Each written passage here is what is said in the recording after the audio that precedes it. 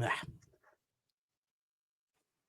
Gotta go fast. Greetings, everybody. Welcome to episode 3 of the 3DOn't podcast. The only show where the 3DO guys go, can we play something else, please? Can we play some non-3DO shit? So here we are. It is me, Thrak, and you, Bill. Bill, how are you? I'm good. I just took like a 5-hour midday nap because I woke up at like 5 today because my leg woke me up in the middle of the night. So, I'm doing great. That's great. So, and I'm doing fantastic because today, as you could tell, we are covering Sonic. We are covering Sonic's Adventure 1 and Adventure 2. But we couldn't do it alone. You do the math, 2 + 1 = 3. So we need a fucking third person here. And Bill, we found the perfect third guest for it, okay? She is the Etsy shop having, long Furby making, rat game playing, pit cross loving, arugga-ing, dehydrated, making their podcast debut. It's Super Jelly. It is. Thank you for that. That sums me up so well. I really am a dehydrated queen. Not gonna lie, I put like way too much time into thinking about that. You can tell it does. Very impressed. Yes. So, before we get started, Jelly, since this is your debut to this fancy world that me and Bill live in, why don't you introduce yourself to all the listeners? What can I say that you just covered everything? No, I'm kidding. Yeah, I love Sonic. There's a few Sonic. Yeah, I mean, like you said, I'm an Etsy boy. I also stream. I'm just chronically online. I'm really good at video games, but know almost nothing about them. Like, I don't absorb knowledge. I just brute force the time, and it kind of works. And fun Sonic anecdote. The very first time that Sonic was advertised before the first game came out was on my birthday. Oh, nice. Destined to be. It was a match made in heaven. So, as said, we are covering Sonic's Adventure 1 and 2. We could have easily made 2 episodes out of these, but because they're kind of interlocked together, that it just made sense to cover them both. Because really, if we were going to cover one, we were just going to compare it to the other one the whole fucking time. Yeah, it's really hard talking about one without the other. Exactly. I mean, we didn't bring in Sonic Adventure 3, but no, we don't need to talk about that, okay? No. That's an episode for a later day. We'll bring in somebody to torture. I mean, play that game with, so. What's funny is, like, this is literally, like, the Sega variation of, like, the Super Mario World, Mario Brothers 3 debate. Like, because I think both of these games are great, but they have, like, such distinct differences, and there's, like, definitely, like, separate camps of, like, people who much prefer 1 and much prefer 2. So I find it's very interesting to talk about both of them at the same time. Yeah, they are interesting. And they're also pivotal points in the Sonic canon. Because prior to this, we had that incredible run on the Genesis that established everything, right? And then the Sega Saturn comes out, and then Sega just does a big shrug and almost fucking dies. There's that infamous story with the original game Sonic Extreme. That is, you can look that up because that is a long story. But basically, the Saturn got a enhanced remake of 3D Blast, which I think is the best way to play that game. Sonic R, a game that lives and breathes on its soundtrack. We don't talk about the rest of it.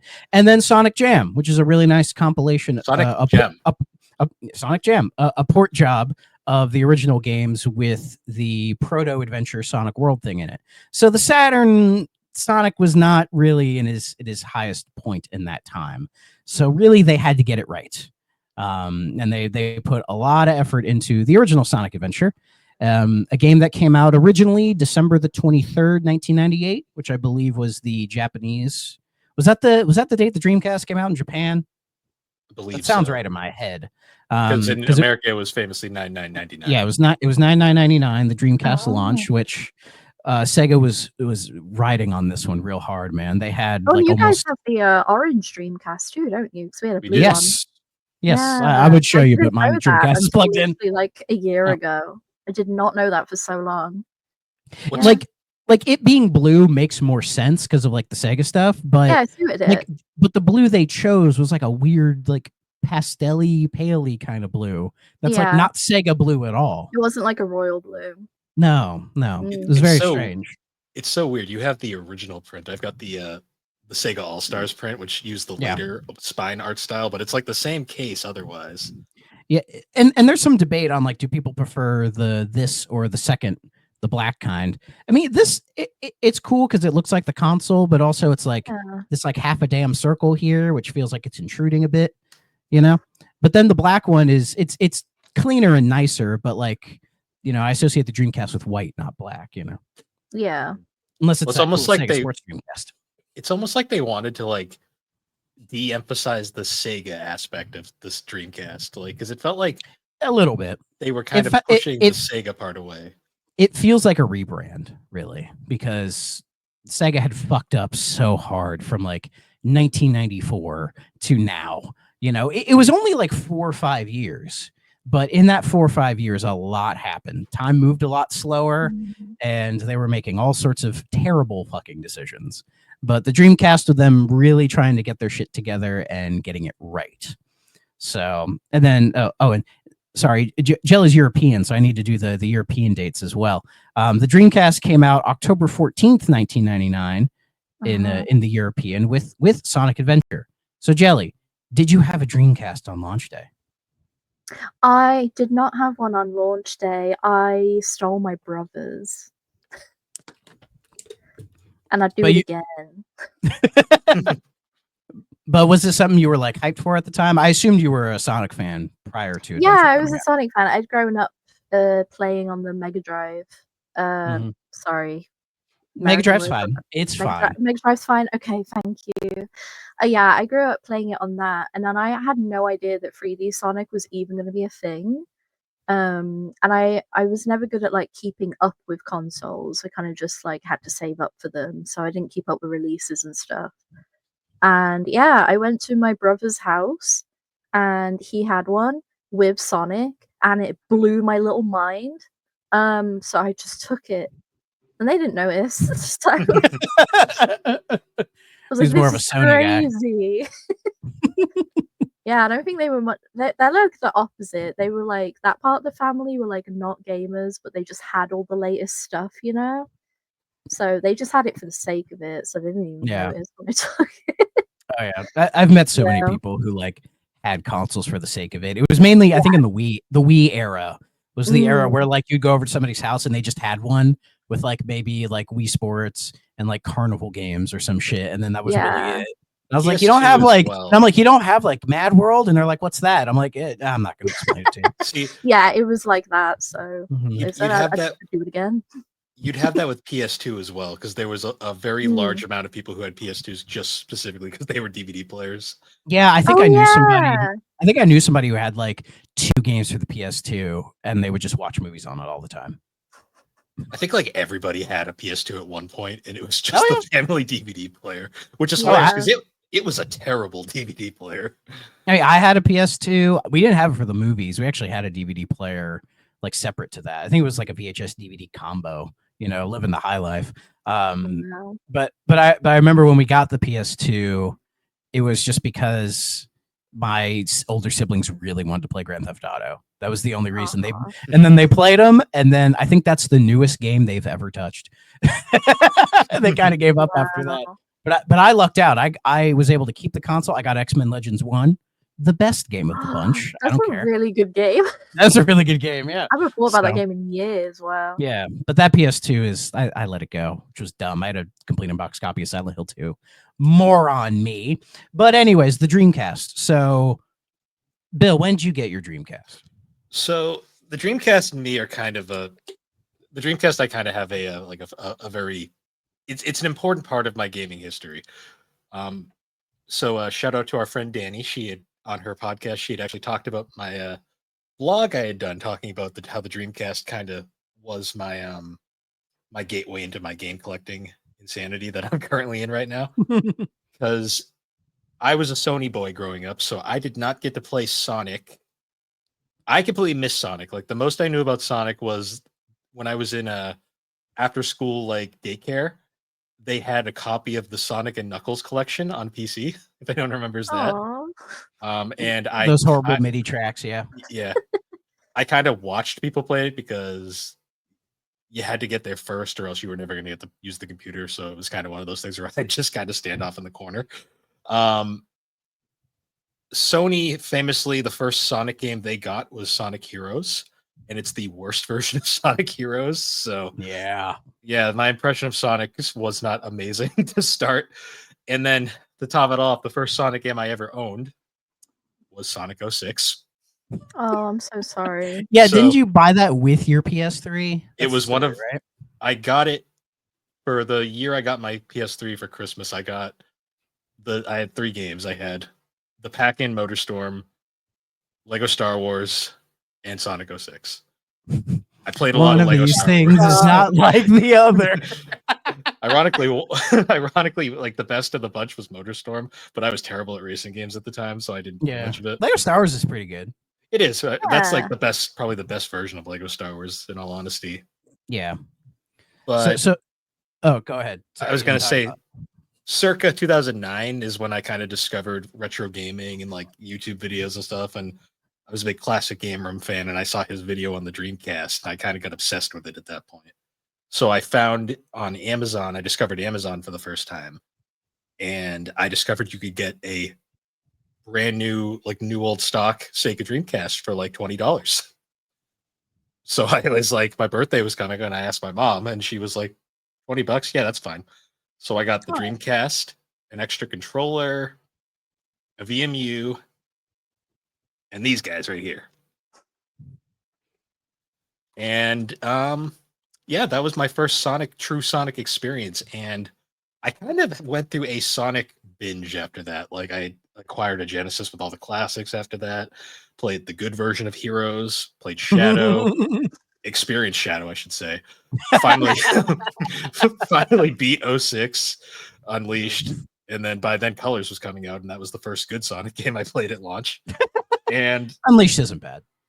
Unleashed wasn't bad, but it was already out by the time I got into it, because this was 09 when Yeah. I got my Dreamcast. So Unleashed Oh, had already yeah. been See, around. yeah. Once the Sonic bug bites you, it never lets go. I 100%ed Adventure 1, I remember, because I was like obsessed Hell with it. yeah. I did not 100% Adventure 2 because we'll get into Fuck it. that. we'll get into that later. But Yeah. I played the heck out of them. I didn't even realize they were on GameCube like at the time. Like this is how Oh, really? this was during my discovery and my discovery phase of gaming, where I was like learning all this shit. Yeah. And for a long time, like I was just amazed, like we had 3D Sonic on this weird system that no one seemed to know anything about back in the day. Yeah. And then you go online and everyone's just glazing the hell out of it, you know? Yeah, we have to bring that up too. Like this is like the last era of Sonic where I think Sonic was like generally liked by everybody. Yes, his reputation hadn't completely died yet. But I mean, you could make the argument that Sonic 06 was such a train wreck that he'll never recover from it. Even though I think, in my opinion, I think he has. Like the Sonic games are so much better now, and it's like I think the quality control at Sega has gotten a lot better to where they're not going to let something like that happen again. But To be fair, I think he's recovered twice now, because I think Colors and Generations were his first recovery. And then the Boom disaster happened, and then he's recovered again since then. But at least with Boom, you can make the argument that it was just kind of like a side thing. That True. It like wasn't meant to replace anything. It was just this weird thing, you know. True. And Sega didn't even make that game. So they Oh, didn't. they're not? no, No. I think it was Panic Button, right? Big Red Button. Oh. Big Red Button. I always get them mixed up. Panic Button's like a port studio. Yeah, Big Red Button was founded by the art director for Naughty Dog back in the day. Oh. You can tell by playing Boom that you're like, oh yeah, I see it now. It has like a Jack and Daxter flair to it. Yeah. Yeah, But it's like but not in a good way. it's like we have Jack and Daxter at home. That's like the best way to describe No, something. that's like we have Jack and Daxter at Goodwill. Yeah. The thrift shop. So my history with Sonic is I think Sonic was like the first video game I ever properly played, because growing up we had a Sega Genesis and a NES in the house, and I used to sit there and watch my older siblings play it when I was too young. There's photographic evidence of it. And then I must have been like 4 or 5, maybe 6. I pulled out the Genesis. We had a drawer And when you opened the drawer, it was lined like wall to wall with like cased Genesis games. There's like a good like 24 in there or something. And we had a bunch of others, like a mixture of like sports games, some racing games, Boogerman, Jungle Book, Jurassic Park, Mortal Kombat, the classics. And then Sonic's 1, 2, 3, and Spinball. So the first one I think I played was Sonic 2. And that's why I'm here right now, is because I played that at such a young age. So that was really like my first gaming love, was playing Sonic all the time. And then cut to a couple years later, my parents were like, "Oh, what do you want for Christmas?" And I was like, "Oh, could I get the new Sega console?" This is like 2002, 2003. And I guess they didn't have the heart to tell me that, the Dreamcast was like dead or whatever. I forget the entire thing, but they kind of steered me towards, "Oh, do you just want the GameCube?" And I was like, "Yeah, sure," because I like the Genesis more than the NES, but Dreamcast was dead at that point, so I'll take a GameCube. And then I got one, and I used to go to those demo kiosks all the time. You remember them, Bill? The ones where you have to crank your neck like 90 degrees to see like a fucking CRT. Like, yes, it was so I don't know, bad. Jelly. Do you ever have those? We had the demo kiosks, but what's with the craning? So what it was they would have this giant glass case with like all the games that you had to get somebody to open the thing. Yeah, we had that so far. Okay. Yeah, and then the controller would be like down here, and then at the very top, like, because it was very vertical, they would have a big CRT right up there with, like, say, the GameCube sampler discs, and you had to like crank your neck to look at them. Why? I don't know. It was we had that, but like a reasonable height.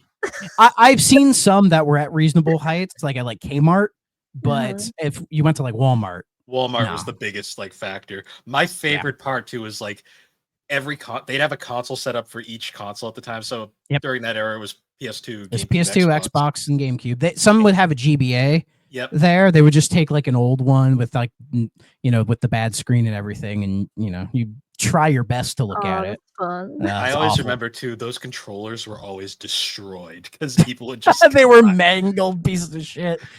Yeah, like I had one where like the analog sticks were just gone. I was like, well, that's unfortunate. I remember one. I think it was like the Xbox. They had like a Duke, and I think it was like the right analog stick. It looked like a kid took a bite out of it. It was ridiculous. You're like, that kid was me. They really grabbed by the ghoulies. But that GameCube demo kiosk was the first time I ever saw 3D Sonic. It was this boy, because while he wasn't a launch title for the GameCube, he came fairly quickly after, I would say. And playing that, the first level of this, which we'll get to, as a kid, you're like, holy shit, dude, this is the coolest thing ever, right? It didn't dawn on me that it was Adventure 2, right? Because as a kid, you don't really think about that stuff, but later we got 2 right exactly. There. Yeah. This is the first game I played was Sonic 2, and I was like, yeah, whatever. Sonic 1, right? Sonic 1's fine. But then cut to many years later when I learned about the Dreamcast and go, oh, I should buy that because that thing looks cool. And then I bought one, and I made sure to grab this guy and played a lot of it back in around the same time, late 2000s, early 2010s. And I'll talk about my memories when we get there. But then, like an idiot, I either sold that Dreamcast, gave it away, or it's lost in the garage somewhere. I honestly don't know what happened to that thing, because I remember I was trying to sell it and nobody would take it. Yeah, maybe so one of your siblings stole it. I doubt it. That'd be amazing, though. do you think if I? My sister really likes Space Channel 5. Oh hell! Could you imagine? No, not really, but could you imagine? Do you think if I fill this out, I can still win the arcade cabinet? I think it's worth a shot. Is it just Sega of America? It's the Dreamcast product registration code. Get your chance to win an emergency call ambulance arcade machine. What the hell is that? What's the they might honor it. What's the address? Is it still like, because I think Sega of America is in Irvine, California now. Sega Denver, Colorado. I don't think that exists anymore. Probably not. But what's fun is there's an ad for Echo Defender of the Future in here. Yeah. Hold on. Look at that good boy. Bada boom, baby. There he is. If y'all haven't read my review or listen to Danny read my review on this one. Oh boy. But anyways. So eventually I rebought a Dreamcast because I was like, it's stupid. I don't have one. And then, bought this and played through it and beat it for the first time in like 20 years, maybe. Like both of these games, I played and beat them for the first time in a very, very long time. So they felt fresh. So, but that's good. So why don't we get on to the first Sonic adventure, shall we? As I said, released late 1998 or late 1999, depending on where you're from. It is the grand proper debut of Sonic into 3D, right? After the debacle with Sonic Extreme, we are here now. Mario 64 has happened. So what is Sonic going to do to counteract this new era of 3D that was created by his chief rival, Mario? And the answer is... we're going on an adventure. Kind of doing the same thing, but it's fast. Like, I couldn't shake throughout my whole experience with this game how Mario 64 this game is. Like, genuinely. From the open hub worlds, revisiting levels multiple times to get the emblems, to just the way the game is set up feels very Mario. Like, in a way, this game I would say is safe. It doesn't take a lot of chances. And what I mean by that is they were seeing what was going on with 3D platformers in this era, right? And we're like, we kind of let's just stick to that, but make it edgy Sonic, right? And I think it works for the most part. It is the debut of the modern Sonic that we know, the green eyes. You know, he took Ozempic, so he's a lot skinnier now. He's still a little chunky in this game, though. He grew his a little bit, and he grew his hair out. This is basically like, you remember when Weird Al changed his appearance in the late 90s? Got rid of the glasses, grew out his hair and all that. This is Sonic's like running with scissors, okay? It is. That's what it feels like. And yeah, for 1999, I think it works. By today's standards, but I think he could do a lot worse. I'm not gonna lie, I prefer modern Sonic's design over classic, but that might just because that's kind of what I got into first. I like them both. I think Generations did a good job of cementing both of them as like, it's okay to have both, you know? I don't like 3D classic Sonic. I'm like, stay in your lane. What are you doing here? He's great in 2D, but then he shows up as a little 3D model. I'm like, get out of here, you little runt. What are you doing? So he's like the little brother who's like, can I play? Yeah, it's like, no. So I actually wanted to ask this because this gets into comic lore a little bit. Jelly, for the Fleetway comic, did they explain how he went modern? Or did he just not go modern in Fleetway? I don't remember. He just kind of... Fleetway Sonic was always like kind of edgy anyway. Okay. So they didn't really have to change much. It's definitely in terms of writing, he stayed the same. And they had like so many different artists that his design didn't really need to change anyway because he was already like so varied. So maybe his legs got longer. I need to check, but modern Sonic is taller. That's much better than the absolute what the hell convoluted unnecessary shit that Archie did. What did they do to Martin? They throw him in like a chamber and he just morphed in. There's a whole plot where like he absorbs chaos energy and that's why his eyes are green. There's actually a plot point where they kill like the original Robotnik, but then another Robotnik from a different dimension shows up, and that's the modern Eggman, and it goes through this whole thing where he changes bodies, and the one he ends up with is modern Eggman design. It is insanity. No, they just started drawing him with green eyes and didn't make a big deal out of it. I mean, that to be fair, that's what the games do. They're just like, this is Sonic now. Just deal with it. And everyone's just like, okay. Archie was insanity. And I love Archie because Archie is the most unhinged Sonic thing ever. But like, I've always wondered that. I'm like, was Fleetway normal about it? And Fleetway is like so normal. Whenever it gets dunked on, I'm like, it's so like not unhinged. Which, if that's what you want, then great. Archie's the way to go. But yeah, Fleetway like is the straight man and does a good job.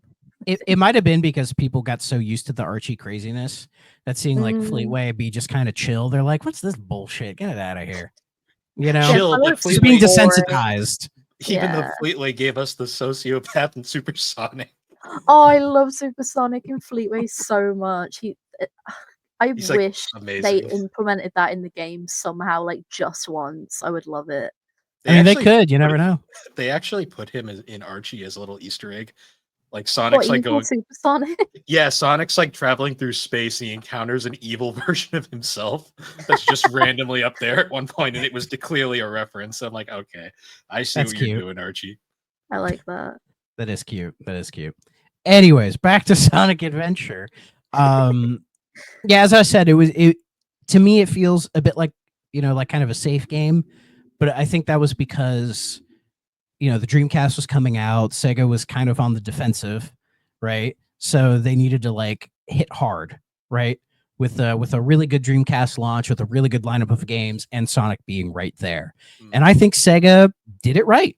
Like the Dreamcast launch was incredibly successful. They Oh, yeah. had trouble keeping them in stock. A lot of the games sold really well. There was incredible stuff on there, like all the Sega sports games that like basically stomped EA into the ground so much that EA had to buy their way out of competition. And then there was a bunch of others. I don't have the entire list with me right now, but Sonic Adventure was obviously the standout. And at the time, people were like, fuck yeah, you guys nailed it, right? It's only been later on nowadays where people tend to look on it a little bit more disfavorably. But again, I think in a post 06 Sonic world, I take any Sonic criticism with a grain of salt. True. It could just be my fanboyism, but when certain people, or when people say certain things about Sonic, it triggers my brain a little bit to where I'm like, it's like the criticism isn't in good faith. Mhm. There's a lot of bad faith Sonic criticism out there that always rubs me the wrong way. Agree. Yes, there are things to complain about with both games, which we will get to, but I'll say it like right off the bat. Yes, this game is a glitchy mess. It's held together by it's duct not tape. that bad. It has its problems. I love it for what it is, but like there is points where I'm like, oh yeah, this game was definitely held together by duct tape at points, and I kind of Oh yeah, like famously the Japanese Dreamcast version does not run very well. no. It kind of runs like shit, but it was the craziest thing when I found this out maybe a year plus ago, but that Japan does not give a shit about Sonic. Sonic is a Western thing. Mhm. Japan's like, whatever, right? Which kind of blows my mind, but it also kind of explains some of the tumultuous history the franchise has had, I think. So for the American version, they really cleaned it up. They got the frame rate outside of the question mark category. It's a little bit more stable. And I think most people would say that the Western Dreamcast version is like the definitive version to play on consoles. Yes. There is the Steam version. I can't remember if is it based on DX or Yeah. not. So Yes, Steam version is. Okay. The problem with Adventure, I'll get because we'll talk about DX a little at the end. Yeah. Is this game has the modern version of Sonic Adventure that you can get on. Actually, I don't even know if you can still get it on Steam anymore.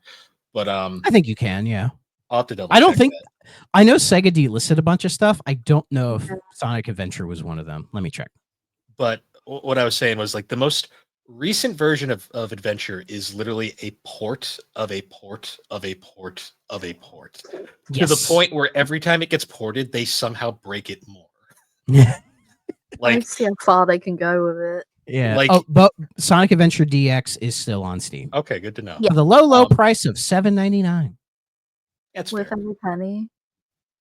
But just going from this to this, you can already see the problems start. Yeah, that was the version I played the most when I was younger. It was the GameCube version, and oof, like when I moved over to the Dreamcast version, I was like, this feels better, feels more right. I mean, also kind of symbolically because it's a Sega game on a Sega console, but also it's like it just feels better, Like my favorite is still in that opening cutscene with Eggman on the top of the building. In DX, the railing's just gone. But in the Dreamcast, Who needs this railing? Get out of The here. railing's gonna like, Eggman, don't do it. Also, Eggman's model in this game is one of the most horrifying things ever because he doesn't have a mouth. He just gyrates back and forth. Like some people when they have like thick facial hair and they talk, you're like, is their mouth moving? I can't even tell. He's just But got like also- Karma grin below the mustache. It's actually kind of Yeah. unsettling. But also, I think this game was the canonization of the whole Eggman Robotnik thing with the names. Whereas in Japan, he was Dr. Eggman. because he was egg-shaped. In the West, he was Dr. Robotnik because I think they wanted the name to be more, I don't know, Eastern European, to be spooky or whatever, right? So when it came to Adventure, they were like, okay, how do we settle this? So his official name is Dr. Ivo Robotnik, but Eggman is a nickname. Which at first is an insult, and then he later just kind of... and then he just kind of takes it, because, well, Sonic Adventure, it tries to show that because when Sonic first sees Eggman, he goes, look, it's a giant talking egg. Silence. Yeah, and that's when it's like he's trying to establish that Eggman is a derogatory nickname. So that's how they kind of compensate for both of them. And so you can call him whatever you want. Yes. Good for him for reclaiming the slur. Yeah, he can't lose the weight, so he just has to accept being Eggman. Well, he didn't. He lost weight once, and everyone's like, no. He lost weight and then decided to replace his belt, his jacket buttons with these giant nipples, and everyone was like, "What are you doing, sir?" Oh, so bad. Speaking of voices, though, this was also the first Sonic game to be fully voiced. Yes, and this is a debate that Sonic fans have had for years: is the voice acting. Oh God. But this game's voice cast is pretty iconic. We had Ryan Drummond as Sonic, Corey Bringus as Tails, Michael McGarharn as Knuckles the Echidna, Jennifer Douliard as Amy Rose, Duke Nukem himself as Big the Cat, John St. John, Steve Brody as Gamma, Dean Bristow as Eggman, great, and a bunch of other people that don't really matter. Yeah, who cares? So so what do we think about the voice cast here? It's not good acting by any means. No. But I kind of like the charm of it. Like, arguably, Ryan Drummond might be the worst Sonic VA. Put your torches down. We'll finish. In terms of just acting wise, it's very goofy. Like his first line in the game is literally he jumps on a building. He's like, "Oh yeah, this is happening. I'm from the 90s." He does sound like a surfer boy, right? Yeah, I think it's because at that time they didn't really have a clear idea of what they wanted Sonic to be. We'd had the shows, there was like that OVA, but like we didn't have like this is Sonic, right? Yeah, the very first iteration is never going to be perfect. I should specify. I don't. They can't all be Charles Martinet. Yeah. Like Martinet was the first guy to properly voice Mario, and we've been coasting ever since then, basically. So I should probably specify. I don't think it's exactly the actors themselves that are the problem. It's the direction. Sega's direction up until Unleashed maybe was horrendous. Like it gets better in the Boost era. The voice acting gets better. Like gonna deliver a line like "Oh no," like on purpose. Yeah. Oh no. Like you get to say like Frontiers, and it's like, oh, everything's like really well done here. But also famously, I think Japanese like directors trying to direct, say, like American voice actors, it just never works because they perceive acting and what things should be right in different ways. Yeah. So I feel like they were directing American actors as Japanese actors. It's the same problem Metroid Other M has, you know, where it's like when you have a Japanese guy telling American voice actors how to do, it's just not going to work. This was also this was still in the era where they were for Tails in particular, they were hiring young children to voice him. Yeah, off the street, some child. Because you will notice, so for the most part, most of the actors were carried over into 2, except for Knuckles was replaced by Scott Dreer for 2. Yes. And Corey Bringus, his voice had broken by the time 2 had come out. And he's on the verge the entire game. Yeah. You can kind of, he's teetering. You know? But the best part is in Adventure 2, they replaced him with his brother, Connor Bringus, who is a family significantly worse actor. Because you look at Tails. And Tails in 2 are so much worse. And he has a lot more to say in 2 than he does 1 as well. So it's like, oh boy. And then by Yeah. Heroes, they hired some other kid, and then after that, they just decided just get women to voice Tails. It'll be easier that way. I The- do much the- prefer the 1 and 2 voices to Heroes though, because in Heroes he gets so high pitched. I'm like, it's annoying. It's so the What's wait. really Especially if you tap the button. Wait. so Ugh. just a little off topic. Heroes, I believe the kid in Heroes, his parents He's a were serial killer. I have no idea. Sorry. I believe his parents were actually the voices of SBO and Charmy. Wait, Espio and Charmy are Tails' mom and dad. I believe I his don't parents know were- what to think about that. I don't know. That's cute. I like believe- that. I believe his parents were also VAs, and they voiced SBO and Charmy, or maybe it That's was Vector. adorable. Fucking nepotism, man. His dad was either Vector or SBO. I think it was SBO though. I would prefer Vector. Vector this fuck. broad? Vector fucks. SBO is asexual. I'm calling it right now. Yeah, I but I do don't want like Vector to fuck Charmy. No. Please. Charmy's just weird. Charmy is a prince in Fleetway. So he was I in believe that. Oh, he was is? Okay. in Adventure. He was too until Sega of America was like, no, Oh, he needs to be like his game counterpart. So then they gave him brain damage. Gotcha. That's a Oh, that- legitimate character arc that happens, and it is one of the most. He has a dent in his skull. No, he gets like trapped in one of Eggman's like egg grape things, and like gets like the machine explodes, and he straight up has brain damage the rest of the series. It is poor Charmy. Ian Flynn has said in interviews he regrets doing that because it is like one of the sloppiest things he's ever written. That's like even less ethical to make him give birth. Yeah. And this guy's writing the Sonic games now. To be fair, that was right when he took over. So like, Yeah, he was that- still, it's. I'm just joking. It's yeah.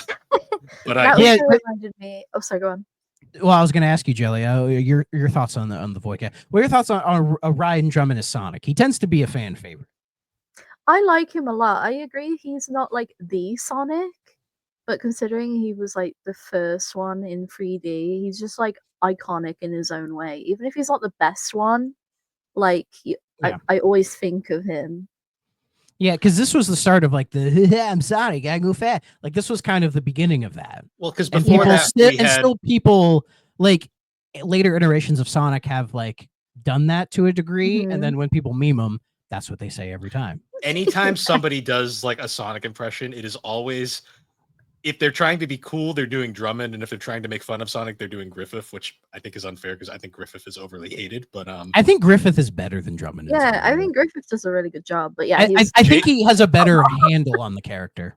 Jason Mm. Griffith in Unleashed and Dark Knight are two of his best performances in two of the games Yeah. nobody likes to talk about. I'll say I think Sonic in Unleashed, like the acting is really solid. Yeah. Dark Knight is his best performance ever, and it's Yeah. right when he got fired too, which is Yeah. really But, sad. but honestly, I'm a Roger Craig Smith guy. I think he does a Right. great job. I'm so used to Roger as the voice now that I'm Yeah. just Like even now when I listen to Frontiers, like when I first played it, it's so like deep and it's kind of Mm. like off-putting, but he said that's what they told me to do.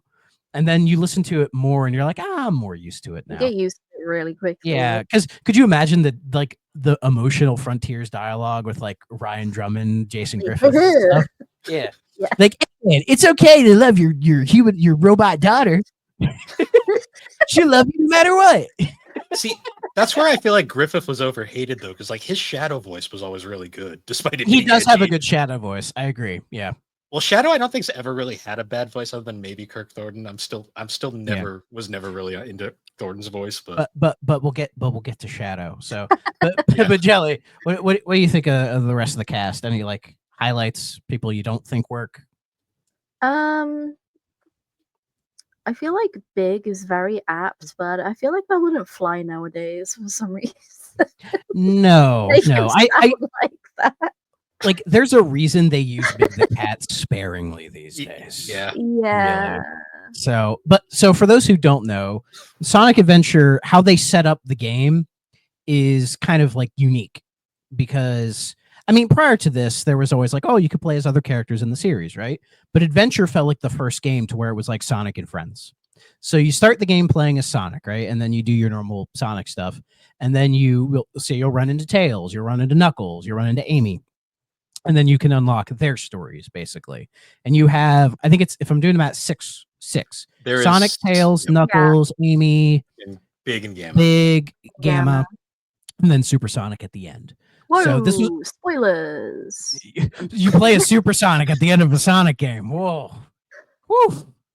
I will say the thing that I find really fun is like you don't have to finish Sonic's story to unlock all the characters. Like the second Yes. you run into Tails, so like right at the end after the first level is when you run into Tails, and immediately from then on you could leave Sonic's Yeah. story and go play Tails if you wanted. Yeah.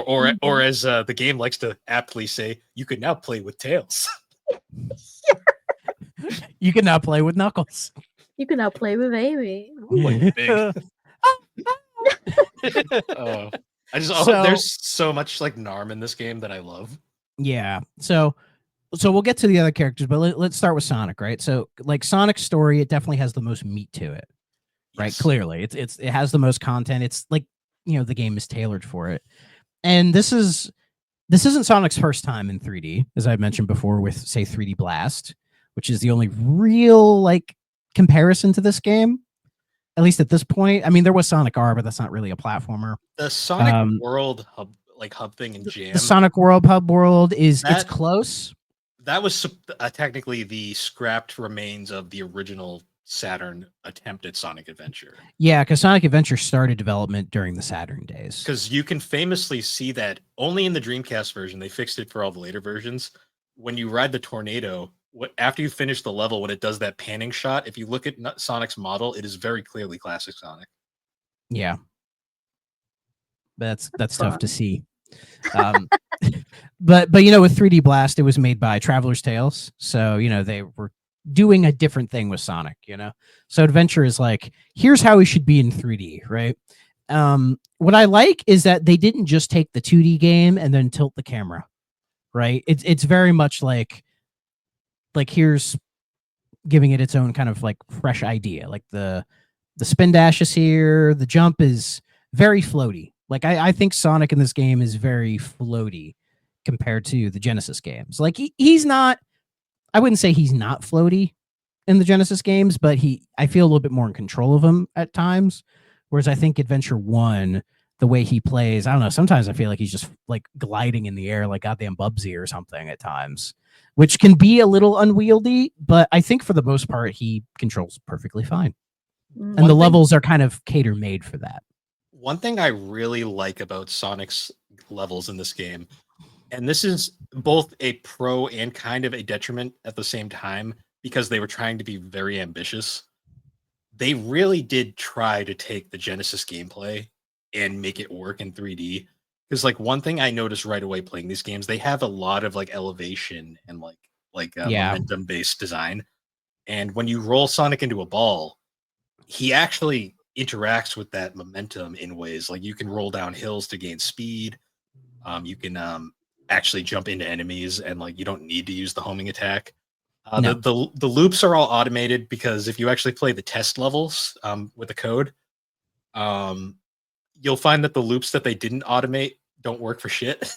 No, no, they realized they had to kind of automate or like cinematic certain elements of 2D Sonic's Yes. gameplay for 3D to sort of, one, it gives it that like really cool eye popping, you know, visuals, right? But also, yeah, to prevent control things from getting kind of funky, right? Yeah. So And I think they gave it an honest to God good try for a first game. yeah, absolutely. Like you could argue so the effort was lesser on later Sonic games, but Adventure, I don't feel that. I feel like they put all the effort in that they could to like get it right, you know. And he So- feels quick, but not Mhm. uncontrollable. No. But what do you think about the controls, Jelly? Yeah, I mean that obviously is my favorite games. I love the way they control. It's like my favorite iteration of 3D control. The amount of the automated loops and stuff, I feel like that can get a bit much in other games, but it feels like the balance is just right in that like I can still fuck up a loop and die if I'm not careful. It doesn't like hold your hand all the way through it. It's just the right amount. And I think my favorite part of the translating the original games into 3D is like being rewarded for playing well and going on higher routes and then finishing Yes. the level quicker. I love that so much. That was one of my favorite parts of learning the level and doing well in the original games, is that you Yes. can skip all the obstacles at the bottom and just like sail on through. And I think they did that really well in 3D, all the alternate routes and stuff. Oh yeah, So, it very much I love carries over Break that Goals. that trial and error gameplay that some Yeah. people don't like, but as I You always can say, get good. You can speedrun strat too, which is really cool. Like, Yeah. Oh, the speedruns in Adventure 1 and 2 are some of the wackiest shit I've ever seen. like one of my favorite Mhm. ones is the dock right at the start of Emerald Coast. If you do a spin dash jump right at the start, you can jump onto the bridge up top and just keep going. And Oh, just yeah. skip that entire section. I mean, and if Yeah. you're trying to do that emblem to say like get under the time, you have to do that. Yeah, Like, you yeah, can't beat it exactly. legit without it. Yeah.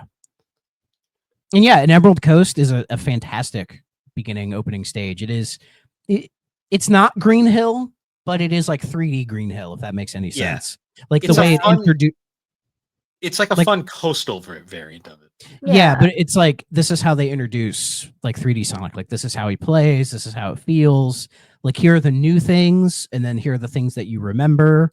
This is gonna sound crazy. Is the homing attack in Adventure 1?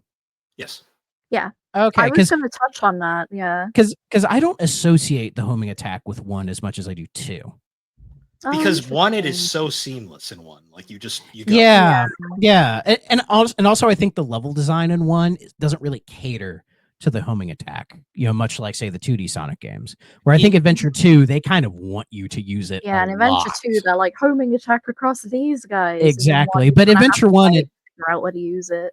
Yeah, in Adventure 1 it doesn't feel like you use it nearly as much. In Adventure 1, it's kind of like a fun thing where it's like, hey, here's an alternate route. If you say want to, like in Windy Valley, there's like those little like hovering like propeller things that you can homing on to get to a different route. Yeah, and then of course, the big thing with this level is when you hit the docks and then you see the giant orca going over you, and then the camera turns to like in front of Sonic, and then he's running toward the screen with the orca. That's the iconic moment from the game. It's on the back of the dang game. Look at that. It's like the iconic moment really that they showed, and it's great. I love when they do that stuff. Again, they so use iconic. They pay tribute to it in Sonic Adventure 3, a game that wasn't even 10 years old yet. Yeah, but they always use that idea sparingly. They never overdid it. And I think that was great. Like you'd see it once, maybe twice a game, and then that was it, which was good on them. And then Emerald Coast, great starting level. I do love that level. But then you were going to say, Jelly, you had a thing to say about the homing attack? Oh, the homing attack. Oh yeah. Okay. Massive pet peeve of modern Sonic games is when you're jumping and then you get the little lock-on thing. It's like, hey, homing attack this guy. You can hit this guy, and it's like, I know what I'm doing. I love that in Adventure 1 and 2, they just don't have that. You know what you're hitting. I don't need a big crosshair to be like, hey, you can homing attack this thing. One thing I'll give it the Adventure 1 homing attack as well is there's no like audible sound when you do it. Like starting with Adventure 2, Sonic makes like that sound whenever he does the homing attack. And it's like it just kind of like breaks the flow for me, kind of. Like it's not bad in Adventure 2, but that's like the start of it. I like it because it lets me know I did it right. Because you can, especially in the adventure games, you can fuck up that homing attack pretty bad. Yeah, you can. Yeah. So, but we get to the end of Emerald Coast and it's great. And then we run into my first major problem with this game, which I know is a point of contention for people, is the hub worlds. Okay, I'm on Team Hub Worlds, so I'm just going to say that now. See, I've always been a guy who thinks Sonic is best when he's level-based. I get having the hub worlds in the exploration, and I think like Sonic Frontiers does that, I think, a lot better, like the open world thing. But for Adventure 1, it just, to me, I feel like it bogs the game down. Because my main memory of it as a kid wasn't doing the levels. It was getting to the hub world and being like, okay, where do I go now? And the game doesn't do the best job in telling you where to go. It will tell you, but it's not. It doesn't do like the modern game thing of constantly yelling at you every 2 seconds. Go here, do the thing. It doesn't do that, which is nice. No, we just have to call being like, this way. Oh, yeah. Off. So in that way, it's a little annoying. I know people love the NPCs and all that other stuff, but I'm such a purist. I'm just like, I like going level to level to level. But that's just my opinion. I will say, Adventure 2, I prefer that style. Yeah. I just love Adventure 1's hub world. Like, I just think it's so charming. It's full of quirk. It is full of quirk. I love you can talk to the random pool girls at the start, and they're just like, whatever this is. Like, I love talking to random. You can just ride on. You can just ride on cars. Yep. You just jump on them and like nothing's wrong. Or when you're playing as big and they fucking hit the brakes and like because a giant cat out of nowhere. Oh yeah. I'd stop. No, I well, if you try to run over Big the cat, I think you would lose. I think you'd lose that fight. Probably, considering you can pick a car up. What do you think about the hub worlds, Jelly? Oh, the hub worlds. After the game, when 2 came out and subsequent games, I remember thinking, oh man, I miss the hub world. I love the hub world. The hub world is bae. And now I've like gone back and replayed it a bunch. I was stupid. Hub world bad. Like it is charming and it's got a lot of like, nostalgia there, but like it's so clunky and bad, and it's not good. It's very endearing. It's very endearing. Yeah. And I did like following like little storylines that the NPCs had, like the girl at the burger shop. The girl at the burger shop, and there was like a guy having an affair, and you could like eavesdrop on their marital problems. I love that you can steal that chow egg from that one store, and when you pick it up, it sets off the security, and you're like, oh shit. Oh yeah. Figure out how to steal it. Yeah, I love little touches like that. I just don't think overall it would be worth doing again. And like, you're right. But they did in 06. Yeah, they're bad. They're bad. It was so bad. It's weird. Like, it's gonna sound crazy. I think the hub world, the main hub world in 06, it's built better than the hub worlds in Adventure 1, but it is not. But it is so lifeless, and it's only good from an ironic standpoint of when you go up to people and they're just like, they're Sims characters, like exactly. But that at the same time with 06, it's the same thing with Adventure 1. It's like, I don't think it's necessary for Sonic. It's not. I really don't. Like Mario, like Mario's able to get away with it, but also like if we're gonna compare, Peach's Castle in Mario 64 is an amazingly built hub world. Like it's fantastic, right? Yeah, I mean you're right there with level. You're not aimlessly. And there's so many like really cool secrets in there and all that stuff. But like Adventure, again, it's that Mario 64 thing where they're like, oh, we should try the hub world thing as well. You know, and credit to them for doing all the multiple ones, and really they took advantage of them. Like you go all the way through Station Square, through Mystic Ruins, like you explore them to death and see all the little nooks and crannies. You know, credit to them for really using it, like, and not just putting them in there because they're like, we have to. But it's like a lineup of like, okay, go to this level, now go to that level. You know what I mean? They use the space. Like, for as clunky as it is definitely full of life. Like there is so much going on, and Absolutely. Like you can find like hints towards like other people's hub world mysteries or the locations of specific levels, like Speed Highway, for instance. Like you talk to the guy in front of that door, and he's like, "I always wondered what's behind this door. I never knew how to open it though." And it's like, okay, there's something obviously behind that door, so we'll figure that out later. It does a better job of connecting the world and all the stages together than say Mario 64, where it's just a bunch of random paintings, so they can do whatever. You know, with Adventure, they find a way to make it all make sense within the world that they have created, and it's given us some of my one of my favorite Sonic tunes of all time, the Station Square Hub World tune. Love that song. Love that song. It's great. Since we're on music, should we talk about the music in Adventure 1? Oh boy, we could to a degree. So this isn't Jun Senoway's debut in the series. He had worked on Sonic 3 prior. And Sonic 3D Blast was his first major game. Yeah. In fact, Genesis you can tell because some 3D Blast music appears in here. This might sound like a hot take, but I think Adventure 1's soundtrack overall is kind of meh.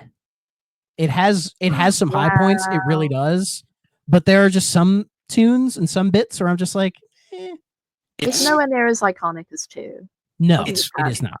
It is very diverse, but by being Yes. diverse, it kind of is odd at times. Like, Well, Sonic has prided itself on diverse soundtracks before. I mean, look at Sonic CD. Like, no matter which soundtrack you pick, they're all over the fucking place, but they're bops all across the board, right? But Like- I just think, I don't know, with Adventure, to me, I think it's because it sits somewhere in the middle of like that Saturn era and then like what Crush 40 would do with the butt rock just right after, right? It sits in like this weird moment where it has a little bit of each, but I don't think it really is really strong in any of those. so you want to know the perfect level that encapsulates just how bizarre the all over the place the soundtrack can be? Ice Mountain. Ice Cap? Ice Cap, yeah. That first segment, like that little like tiny opening segment, you've got this really nice acoustic guitar track that you never hear the full thing because you finish that segment in like 3 seconds. Yeah. But if you listen to the whole thing, you're like, damn, this is such a cool song. This should have been the entire level. And then you cut to the middle section where it's like this just eerie kind of like icicle sounding song that you spend the majority of the level and you're like, okay. Because it's so slow. And then you get to the final part with the iconic snowboard segment, and you got the best song name ever, Be Wild, Be Cool, Be Crazy, or Be Crazy, whatever it is, where it's like dan, dan, dan, dan, dan, dan, like hardcore rock, and it's like what a weird shift just from one total level. whiplash of that level. Like I should like how it just genre bends like crazy, right? But I just think a lot of the tunes just don't have that sauce that would happen, say the very next game, or even some of the. I mean, hell, even Sonic 06 has like a surprisingly amazing Sonic soundtrack. 06 might. It's better than it should be. It's the best part of the game, and it might low key be one of the greatest Sonic soundtracks ever. Tomio Otani was cooking that day. That's all. For real, yeah. Jelly, what do you think of the Adventure 1 soundtrack? Like I said, it's nowhere near iconic as 2, but that's like a pretty high fucking bar. Yeah. 2's so good. I really like, I think, every musical track in 1. I think where it falls off a bit for me is the tracks with vocals. Oh, okay. This will be And interesting. having to sit through all the credits that are like unskippable, and you get to hear like Big's theme, and I don't know. It kind of goes from so bad to like, oh, I'm kind of enjoying this now, but I guess I did want to talk about the vocal themes a little bit because this was the start of, well, not the start, because it started with CD, in all honesty. Sonic games Sonic with vocal. Boom. Sonic Boom, or Sonic Boom's a lovely song. Or all the vocal tracks in Sonic are that are just incredible. Amazing. All bangers, every single one of them. I have to say though, so this game famously gave us the debut of. They weren't technically Crush 40 yet; they were Sons of Angels. I still think at this point, but the debut of Jun Sonoi's band feels like Crush 40 in disguise. Well, so their original name was Sons of Angels. Yeah. But I know, but like you listen to the main vocal theme of the whole game, Open Your Heart, right? And I think everyone would just go, that's a Crush 40 song. Oh yeah. But it's very embryonic Crush 40. Like the pieces are there, but you can tell they're not comfortable yet. Like I love that. So this is also the point where you realize Jun Sonoi loves his 80s like washed up hard rock like hair metal artists, because the singer for Crush 40 is a guy named Johnny Gioeli, and he was most famous at that point for an extremely obscure hair metal band called Hardline, which was mostly known for it had Neil Schon from Journey on guitar. They had one song called Hot Cherry, and they went into absolute obscurity because they came out in '92 and grunge was already a thing. So you were dead on arrival, my boy. But he's since actually bounced back, and like Hardline has a ton of albums, and he's the lead singer for Axel Rudy Pell now. But that's besides the point. I love that opening intro song, like the intro for Adventure, where it's like that weird like somber start with the city, basically spoiling the ending of the game right at the start. Yeah, basically. I love that line right before it cuts into the actual Open Your Heart segment, where it's like you hear that like weird static thing, and that guy that supposedly says "Who gives a shit" in the background. Yeah, you can kind of if you listen hard enough, you can hear it. But I just love that random part where like you just all of a sudden hear like Johnny Jewel just like get open ya like just out of the background. That's in, yeah, and it's Yeah. great. It's like, oh, we're here now. Okay. Like And then I know- famously the lyrics to Open Your Eyes do not rhyme because June Senaway wrote them and then they just translated them directly to English. Oh, So is it's that like- what happened? That's why they don't rhyme at all. but Johnny Oh. Jewel But then has Gioeli would take on the lyric writing after this. yeah. Okay. What's crazy is even with the bad lyrics, he has a really good way of just making them sound epic somehow.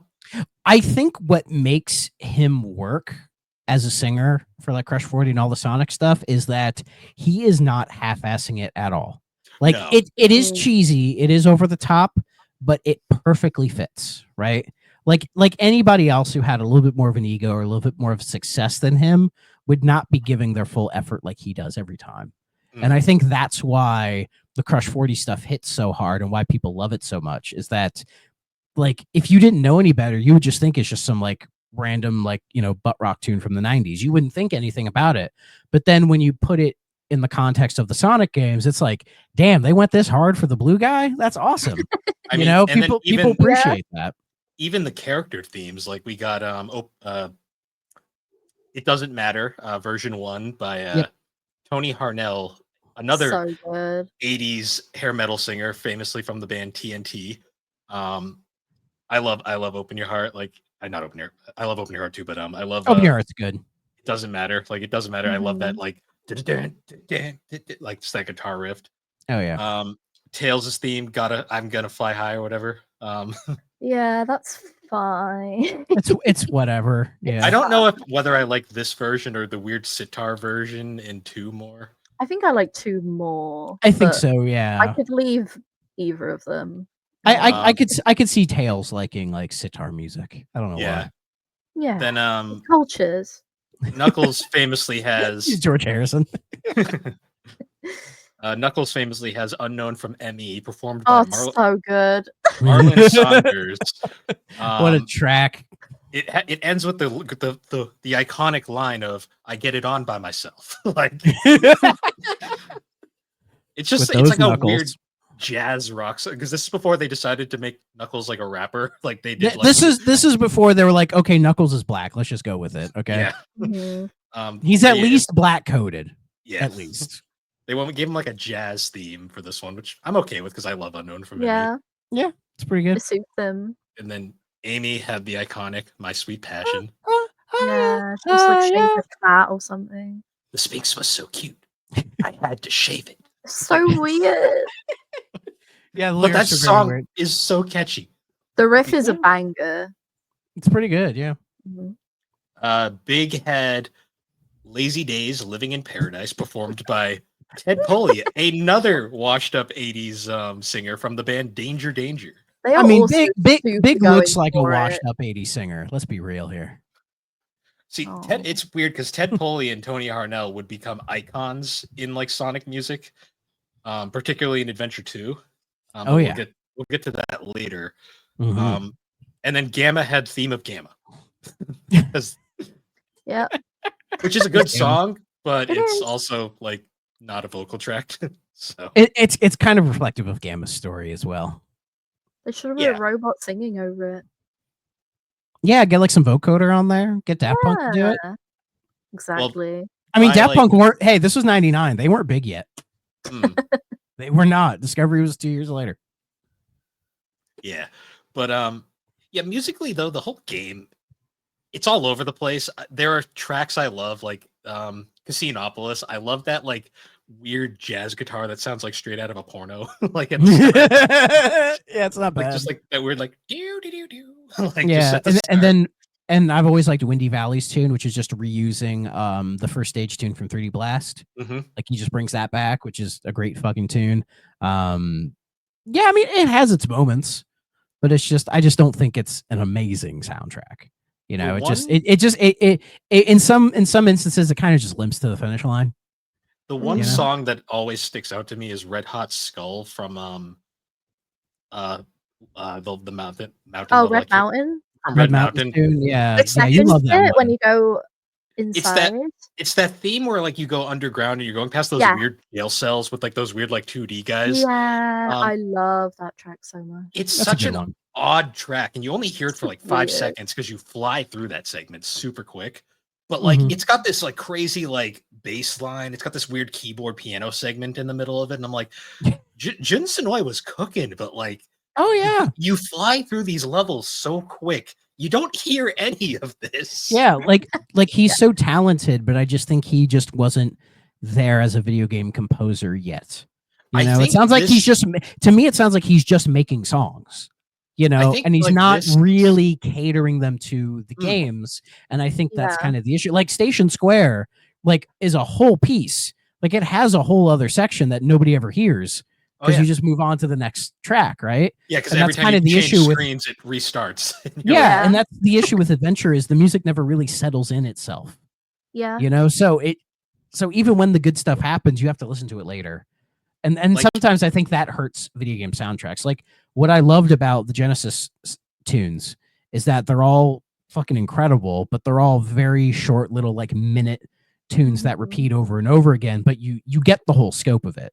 You know, like Nakamura was a fucking genius with like Green Hill. Like you get Green Hill after like 20 seconds. You're like, I get it, you know, and then you can just hear it over and over again.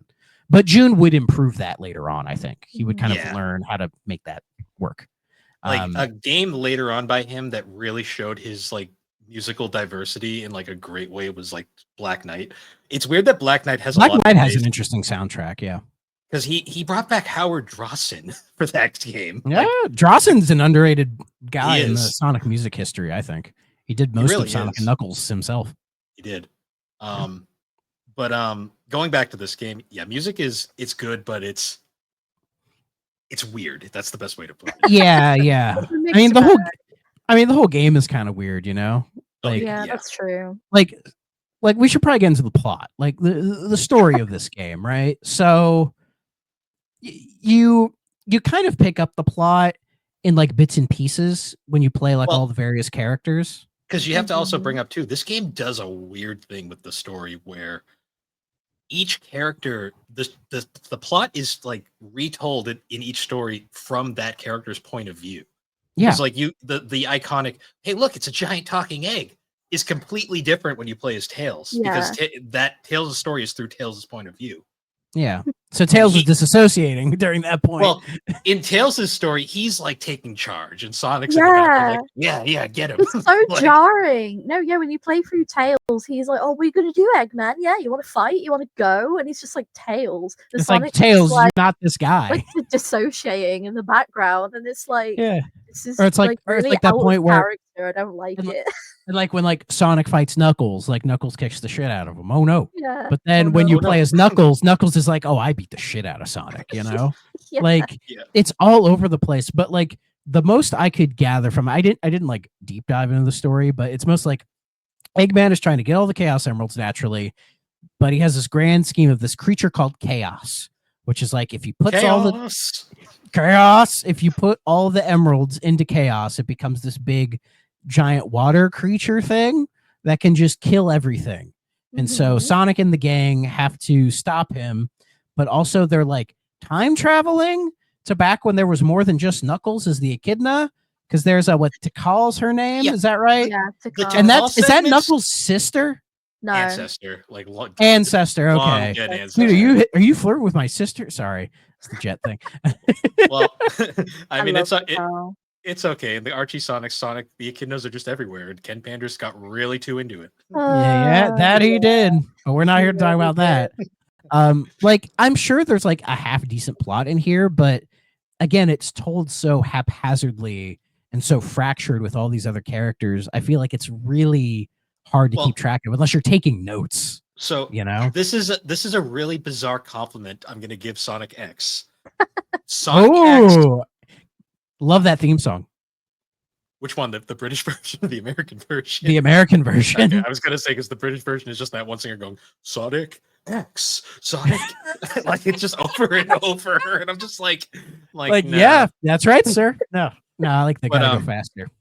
I'm gonna give a props to Sonic X because I actually will say the coverage of Adventure 1 and 2 minus Chris Thorndike being annoying, is actually really good on that show. I And agree. they handled Adventure One's plot very well in the sense that one thing that I always criticize Adventure One's plot for is the flashback segments. Because Yes. in the flashback segments, because of how the game's progression works, they have to do one per character, which is fine. But like, what does Big the Cat care? Like, He's just trying to get Froggy. Like, why does he care about the plight of the echidnas? like there's an amazing edit that internet reviewer, some call me Johnny, when he did his Sonic Adventure review, Yeah. he jokingly said he was criticizing this very plot point, and he joked saying, what do you think's going on in Big's head right now? And he just cuts to Big's head, it's showing the Trololo guy going on. Yeah, it's just like, it was that era. Yeah.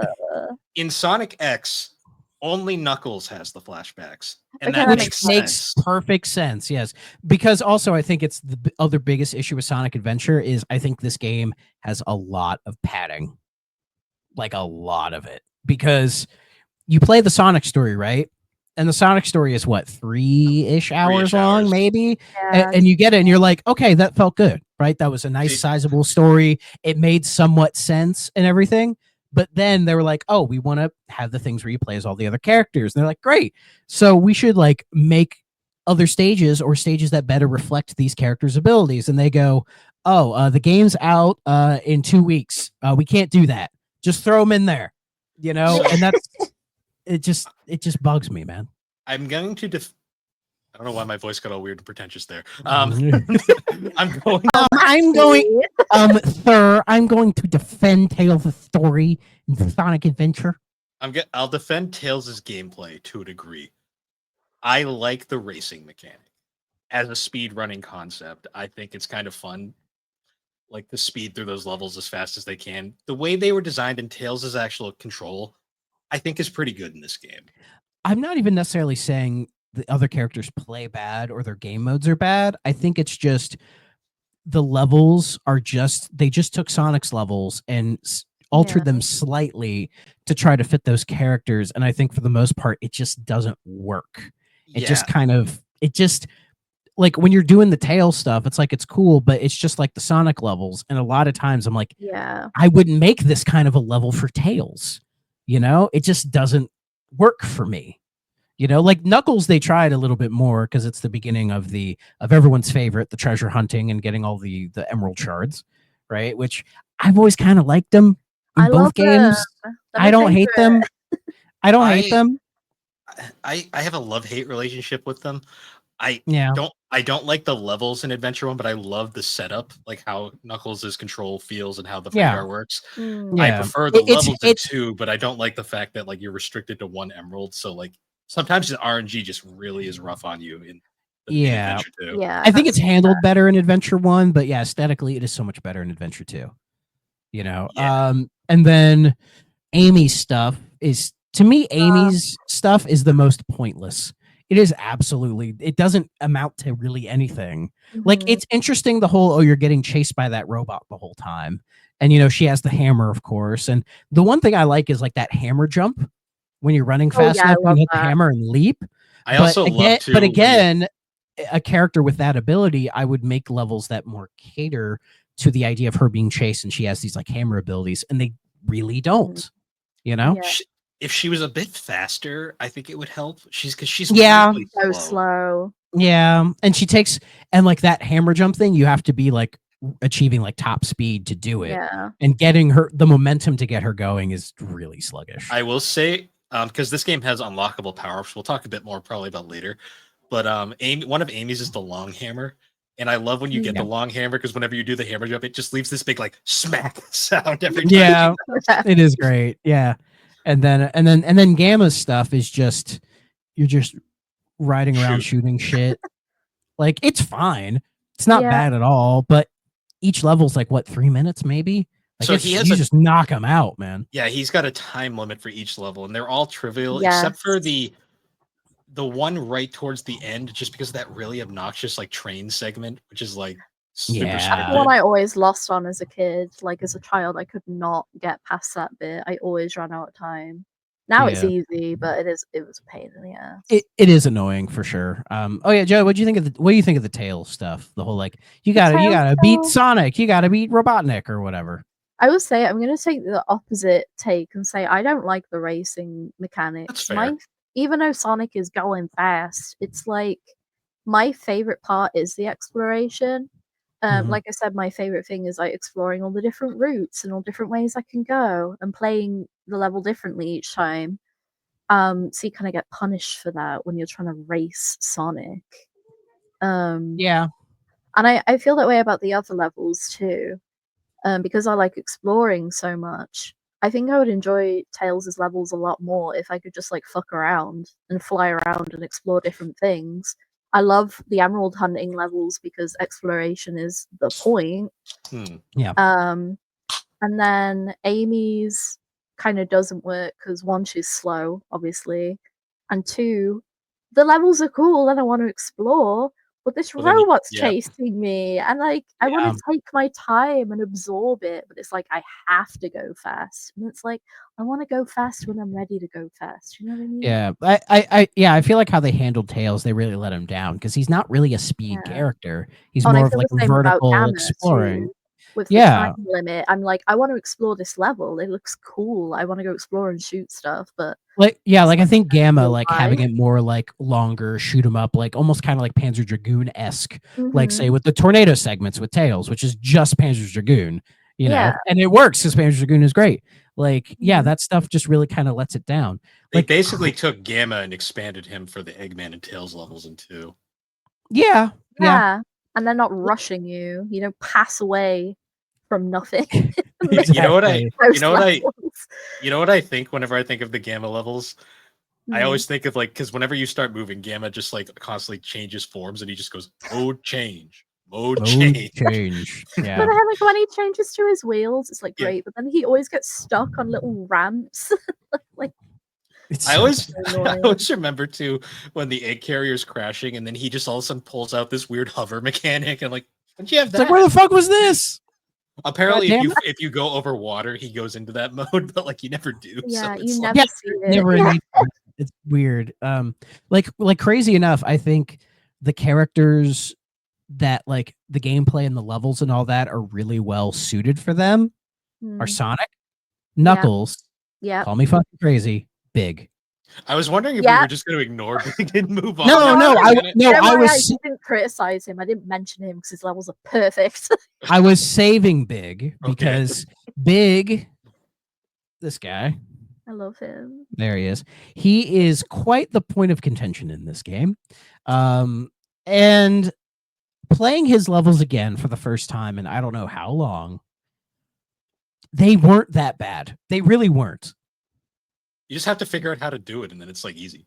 On Yeah, like agree. how I did it, how I figured it out was when you cast as Froggy, right? Or like when you're trying to get Froggy, Mhm. because his whole thing is, for those who don't know, Big his whole thing is fishing, right? Because Like Sega he has the Bass fishing Fishing rod. was popular at the time. Well, Sega bass fishing is much better, but Yeah. but like his best friend is Froggy, and then Froggy just decides, fuck off, I'm gonna do Yeah, whatever. you And think Big they is are like, best friends. I'm not convinced they are. Well, no, the Sonic, it's like one is more friends than the other. It's that kind Okay. of situation. the Sonic fan You base know what I'm has talking ruined. about. The Sonic fan base has ruined their relationship for me because I always think of the Yeah, of Sonic course. shorts where he's like the Froggy's like, no, leave me alone. He's like, you were trying to stick me up your ass last night. He's like, that was fun. It's like, no, it wasn't. God damn it. Uh, Yeah, so Big is trying to fish to get Froggy in all the levels. So credit to Sonic Team for actually like making levels that were themed around everything, but like Mhm. it's like, no, you go and fish and find Froggy. And yeah, a lot of people complain that's like, oh, it's so bad, but it's really not. Like how I figured it out was when you cast for Froggy and when he hooks, just like take the left stick and just go left to right a bunch, and he'll hit every time. It was fucking foolproof. I would just wiggle the stick left and right, every time hit, and then reeling him in sometimes was a pain in the ass, but you know it was just like once you figure it out, you can Yeah. breeze those levels. You really can. So when you get the life belt later on and you can just float in the water, Yep. Yeah. And you once you discover you can cast while floating, you can literally get right on top of him, cast and Yeah. be like, I caught a fish. Yeah, basically. And there's a whole mechanic of like you can catch other fish, much like say Sega Yeah. bass fishing and That's all how that. you get his other emblems. Yeah, the Yeah. different, well, not emblems, but you know what I mean. I like those because a lot of the weights of the fish you need to catch, like say in the A levels, you need to get pretty much every lore upgrade. So I really Mhm. enjoyed just wandering around looking for those. Yeah. He's also got his bigger rod that's harder to find, but it's good for like when Yeah. you need to attack. Like for, Yeah.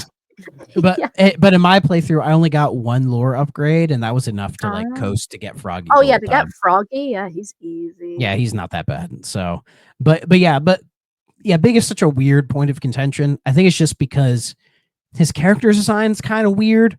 Like, why does he have weird black sunken in eyes? And he's like this giant, like Patrick Star looking motherfucker well, who so sounds like he's on the spectrum. He might be missing a chromosome. We're not too sure. He might have an extra one for all we know. He's got his and- feet out, but he doesn't have toes. Yeah, it's just he's a character that you could tell they were trying to add in like a comic relief, cartoony kind of a character, right? They had done it. They had done it before, and they would do it later. But Big to me, just Big the cat is the Jar Jar Binks of the fucking Sonic world. So you I know? read an interview with Azuka, I believe, or maybe it was one of the main creators of the game at the time. Oh yeah, this was Takashi Iizuka's debut in the Sonic world. He directed this game. Okay, that's what I thought. Yeah. He made a comment saying that the whole idea behind Big was they wanted to add a character that wasn't always going fast and was slower to kind of like I mean, Knuckles isn't that fast.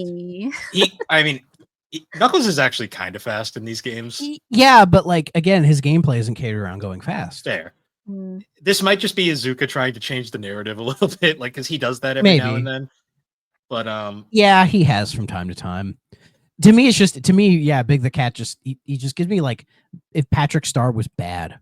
You know what I mean? He just has that similar energy. I'd respect them more if they just flat out came out and said it was because Sega bass fishing was popular at the time and like just got it out of the way. I think everyone would just accept it at that point. And, like, okay. and they thought having some like autistic cat would be cool. Yes. Like I don't know if he's autistic. He's mentally slow. 1,000%. There's no denying it. It's just kind of weird. Yeah, it is weird. And then the voice, like the fact they got The Duke Nukem to go like Froggy, let's go Froggy. And Where did Froggy go? Yeah, and if you know the Duke Nukem voice, like, and you listen to Big the Cat, you hear it. Like, it's one of those like if you listen real hard, you're like, you can tell it's Duke Nukem doing it. I'm here to kick bubblegum and chew ass, but I'm all out of ass.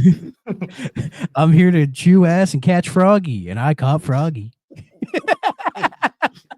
But really, like he's a weird, dumb character that they kind of gave up on because I think they realized he's kind of in bad taste, I think, and they never really used him correctly, right? Like he's in this game. He makes his little cameos in Adventure 2, which we'll get to. He's in Only Heroes. In the Dreamcast in the Dreamcast version. He's decently useful in Heroes, right? His belly flop is so useful in that game. Yeah, and then he reappears out of nowhere in Frontiers with that really nice fishing mini game. Oh yeah. Well, yeah, because perfect fit. Perfect fit. Big the Cat's Cat had kind of a renaissance as of late. For whatever reason. That's a way to put it. The fandom really like I think it came from like there was a famous Sonic ROM hack that was called Big's Fishing Derby, and it was just I've heard of that ROM one. hack. Like because the fan base is kind of they're charmed by the guy now. Well, also I think it's like cozy games have gotten so popular recently, and like fishing mini games have gotten so big that I think some people have retroactively gone back and were like, that wasn't that bad. Yeah, you know what I mean. I think it's kind of mixed. I mean, they put fishing mini games in fucking everything these days. Yeah. So it just made sense to bring back Big for that in Frontiers, and I think they handle him just fine. Though when I saw him, I kind of got a Thousand Island stare for a second because I was like, oh no, this guy again. But after replaying Adventure 1, I'm like, honestly, he's really not that bad. He's easy to joke about, but honestly, there are way worse Sonic characters than Big He was my way fucking main. worse. He was Like my they don't main in like some Sonic, genuinely piss Racing. me off. Big doesn't piss me off. I just think When it's it- stupid. When Sonic and Sega All Stars Racing came out, he was my main for a while because I was like, Aw. I'm like, he's Why finally not? fast. He's fast finally He is fast in that game. Absolutely. on his little froggy So- motorcycle. Yeah. Oh, Yeah. Froggy Motors is beautiful. So yeah, you get all these like various bits of gameplay, and then with every character not Sonic, their sections last what, maybe an hour, maybe some are like 30 Maybe. minutes. The Yeah. longest is Knuckles, just because Yeah. sometimes those levels could be the egg. And there's a carrier level- lot of cutscenes with Knuckles' story. I was just there's gonna a say, lot. the cutscenes themselves take up the bulk of that. Like, if you get lucky with the emeralds, you can do the levels in like a minute, and then Yeah. the cutscenes will literally be like 5 times as long as the gameplay. Yeah, it's all this like Interesting. it's all this echidna lore bullshit that I think, unless you're Ken Panders, why do you care? Yeah, You know? Yeah, all for Well, him. because I always think too, like depending on the storyline too, like you miss a lot of like stuff. Like I think in Tails' story, like Big the Cat shows up for like 2 seconds, like literally. Well, it's because he, it's that jump point. scares him. It's because Tails finds Froggy because I think it's like Froggy swallows one of the emeralds or something, Yes, Mhm. and a so piece he's of like, chaos. and a piece of chaos, right? So that's why Tails is like, oh, I need to extract it from the frog or whatever, right? And then Big sees him and goes, Froggy, and then just like fucking leaps at him like it's I like a survival horror game. I love that cutscene though because like It's amazing. And it's Tails- at night. It's scary. it's at night. But the part that I love is like Tails is just chilling there, and all of a sudden you just hear the opening riff to Lazy Days Living in Paradise, and it just you see Big running towards him, and you're just like, what is Cursed. happening? Didn't somebody make like it was like some survival horror game? Didn't they mod it to where it was big? If they It did, wouldn't surprise that's me. good. Like they did imagine like Outlast, but it's like you hear like off in the distance. You're like, oh fuck, it's big. I got it. Random on Yeah. the 8 pages was just a JPEG of Big. just hear- a walking JPEG. You just hear a G major. We couldn't do a cover. PNG. We had to be a JPEG. Yeah, and again, it's just they're just not really fleshed out. Like I think a lot of my issue with Adventure 1 is that it's just not a super fleshed out game. Like They there's a lot of little things, but it kind of lacks an overall vision, I think, outside of the main Sonic story. Like the main Sonic story works, but I Yeah. think the rest of it, it's just a disjointed kind of a mess, much So- like an adventure. So one thing I'll say like that like drives me a little nuts about this game is because they do the overlapping story stuff. There are a few moments in this game where I'm just like, it really gets on my nerves, particularly Chaos 4. Oh, Is that the lily pad? Yes, Fight? the one Yeah, that's a Sonic, bad Tails, boss fight. and Knuckles all fight him, drives and me it's crazy. I hate that so much. It's a bad boss Three fight. times. Like with Sonic, it's fine because you have the homing attack. The other ones you don't, and it makes it much more of a Knuckles- pain in the ass. Tails is the worst. Knuckles, you can just glide into him and it's okay. You know the worst Kinda. part is about that though. You do not only do you do it 3 times, he's a fish. Big doesn't fight him. I know. You don't Yeah, do it Big fights big. Chaos 6 in Yeah, the Yeah. not dumbest even a fish boss anymore. fight in the He- entire like- game. Yeah, he just swallows Froggy, and then Yeah. Big just has to cast him, which you could do that in 10 minutes or 10 seconds Yeah, Yeah, no, yeah, it's- depending. because it's pure luck. It is pure fucking luck.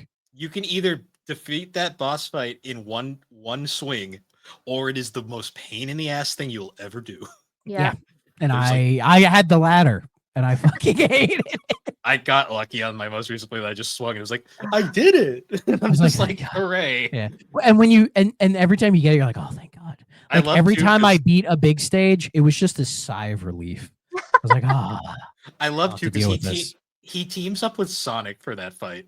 And after he Yeah. catches Froggy, he just like fucks off and Sonic's like, all right, I'll finish this, I guess. Yeah, it's like, where does Big go after that? How does he get off the carrier? He takes the He takes the Tornado. plane. he takes the tornado. Yeah, he steals the plane. Like, He's like, "Ooh, a You legit plane." you legit Ooh, I run- can- I just got my pilot's license. Well, he legitimately like runs up to it and goes, I don't know, buddy. I think maybe we could use this. And then we don't really I see what happens. forgot about Oh no, that. you get this janky Yeah. cutscene of like Yes. the tornado going like this. Like flying off. off at the I must have area. zoned that shit out. I don't So know. if it doesn't Or- have landing gear, how does it take off also? How does he... It has jet propulsion. It's a rocket. I don't know. He makes I froggy love- push. Well, I- what always bugs me about the tornado is that it's not Tails' plane. It's Sonic's plane. Yeah, it's The on its Tornado plane. 2 is Tails' plane. And I'm Yeah. like, why the fuck would Sonic use a plane? He could just Yeah, run I know, everywhere. Fast bud. What do you He mean? could just run. He could just run everywhere. Sonic just Sometimes he wants to take it slow, Frank. It's when he's it's hanging like- out with Amy, he has to take it slow. Well, actually, no, he doesn't like Amy. even though he hangs out with her in like the later games, just because. Oh The- my the- god! Remember, like we noticed this in one when you play as Amy and she does her cutscene, like, "Oh, I miss Sonic." It flashbacks to Sonic's CD Yeah, in 3D, but it's like Mhm. really bad. Yeah, It's 'cause it like uses a her horror modern because design. it shows up. Because Yeah. it shows Metal Sonic, and I'm like, Yeah. Metal Sonic never shows up anymore in the game. So they modeled Metal Sonic just for that, like 2-3 seconds. Well, he's in that Crazy. pod in Eggman's workshop, but that's about it. Oh yeah, he is Mm. there. Yeah, there's them, and then there's was it So- Mecha Sonic? Well, it's Mecha supposed to be Sonic, yeah. Silver Sonic, but it doesn't look anything like Silver Sonic. Well, it's No, like it doesn't. I forget the exact name, but it's the one from 2. yeah. Yeah. Yeah, with the weird hitbox. Mhm. And I love because that scene is very clearly just somewhere in the Mystic Ruins. They just kind of like framed Yeah, it there. yeah, And we're like, it- yeah, this is totally Little Planet. Yeah, it's so funny how like they definitely try to make this is a sequel to Sonic and Knuckles. Like this is a direct sequel because like Angel Island is there, Ice Cap is there. There's the Mhm. flashback to Sonic CD. Like they're trying to fit it into the canon. But I feel like after this, they kind of just were like, whatever.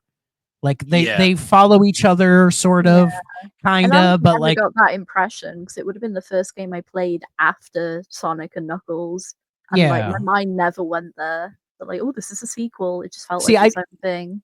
yeah, and I never thought about it until this playthrough. I'm Mhm. like, oh yeah, this is like a direct continuation. Yeah. Absolutely. You Because know? we also get that scene that's supposed to like explain how Tails met Sonic. And it's very clearly in the Mystic Ruins forest. It's like, I hate that forest maze that I hate, by the way. Oh, that maze is dog shit. But like it's just like Tails is just like there, and then Sonic runs by and he's like, I'm gonna follow him. And then they just Yeah, he just goes They're following him. they're He's just like, mean- oh, nice memories. It's like, is it? I mean, that is kind of canon, is that like Tails saw Sonic doing his shit and he's like, oh, he's so cool. And then like Sonic was like nice to him once. So he's just like, I'm just going to tag along. And Sonic's just like, okay, I guess. If you don't Okay. hurt yourself. And then he learned that Tails was smart. So he's like, oh, I'm going to keep him around. I think in X 'Cause they I had ain't this stupid. I think in Sonic X they had this plot point about Tails just finds Sonic's plane and just starts repainting it, and Sonic's like, "What the fuck are you doing?" That is so I had to rude. What the I had to heck? rewatch Sonic X, man. Oh, it's Yeah, been it a is long too. time. I don't remember that. It is a trip, especially the final season where it becomes Star Trek for some reason. See, I remember I'd watch bits of it as a kid and I always liked it. And then when I got older, I was like, that show was bad. I'm like, it was bad, but I haven't gone back to check. But they're probably right. Most of the bad all revolves around Chris Thorndyke. So, Yeah, I think yeah. it was good, and he was just annoying. That's fair. the best but scene in anyways. that anime is when Shadow beats the shit out of him. But that's besides the point. Yeah. And so we do all these stories, and then it all coalesces at the end where Sonic is Mhm. able to get all the Chaos Emeralds, and then he turns into Super Sonic, and then he fights Perfect Chaos in the beginning of like the 3D climactic battles. The- But I definitely think it's one of the weaker ones. It is Agreed. definitely know? the people like to say this is like the franchise original sin for like how the 3D games would be handled going forward for a while, with Yeah. the monster of the week formula, which would become a very much thing for And a it's while. and there. it's how they handle like the Supersonic, because they're always like, we have to end with a big battle of Supersonic, you know? Yeah. And that became the thing, and this is kind of like the prototype of that. because I think the spectacle isn't really there, but I think as far as like the control, it's kind of better in some of the later ones, I think. Yeah, the control's fine. so Yeah. apparently because there are deleted voice lines from Tikal, apparently you Hmm. were supposed to at one point be able to play as Supersonic in the levels. Oh yeah, I heard that too. 'Cause Yeah, there's- I'd heard of that. There's a Yeah. cut line where Tikal says, if you collect 50 rings in a stage, you can become Supersonic. Hmm Maybe it was gonna be like when you finish the game, you could replay bits That would have been as cool. as Supersonic. Yeah. You can hack it in via, I believe, Action Replay or the PC version, and it does work. So I don't know why they. Probably because the game is held together barely as it is. But Yeah, you can tell there was a little bit of like rush production with this one. But weirdly enough, I think it all comes together to be a perfectly fine Sonic game. it is incredibly charming. It is Yeah. a perfect first attempt. That's nostalgic, but I do understand why a lot of people play it now and go, I don't see what the deal was. Yeah, it's the issue both adventure games have, and I think is just time has not been very kind to them. You know, they're very much products of their time, but really that's what they needed to be. Like Sonic needed to come back and prove that he was just as cool as important as he ever was. And I think Adventure 1 does that. I think it succeeds. But if you compare it to, say, the past Genesis games, it didn't age nearly as well as those did. But this was the era of 3D where a lot of games from this era did not age well at all. So it's not even that shocking. And people have said the whole Sonic had a rough transition into 3D. No, he didn't. I disagree with that. I think as far as that's bullshit. Like, it's revisionist history that modern people like to make. Exactly. Sonic's transition was not that bad. Like crazy enough. Like, you take Sonic Adventure, right, and place it against all the other big 3D platformers of its era, right? I think it stands out as one of the better ones. Like, genuinely, like if you look at that, like the whole the PS1 N64 era, right, that Dreamcast is like kind of attached to, and you look at all those 3D platformers compared to Adventure, like I think Adventure clears most of them. Like yes, Mario 64 is probably the better game, but I'd rather play Sonic Adventure. I think it's more interesting. The only one I'd make an argument that is probably better is probably Rayman 2.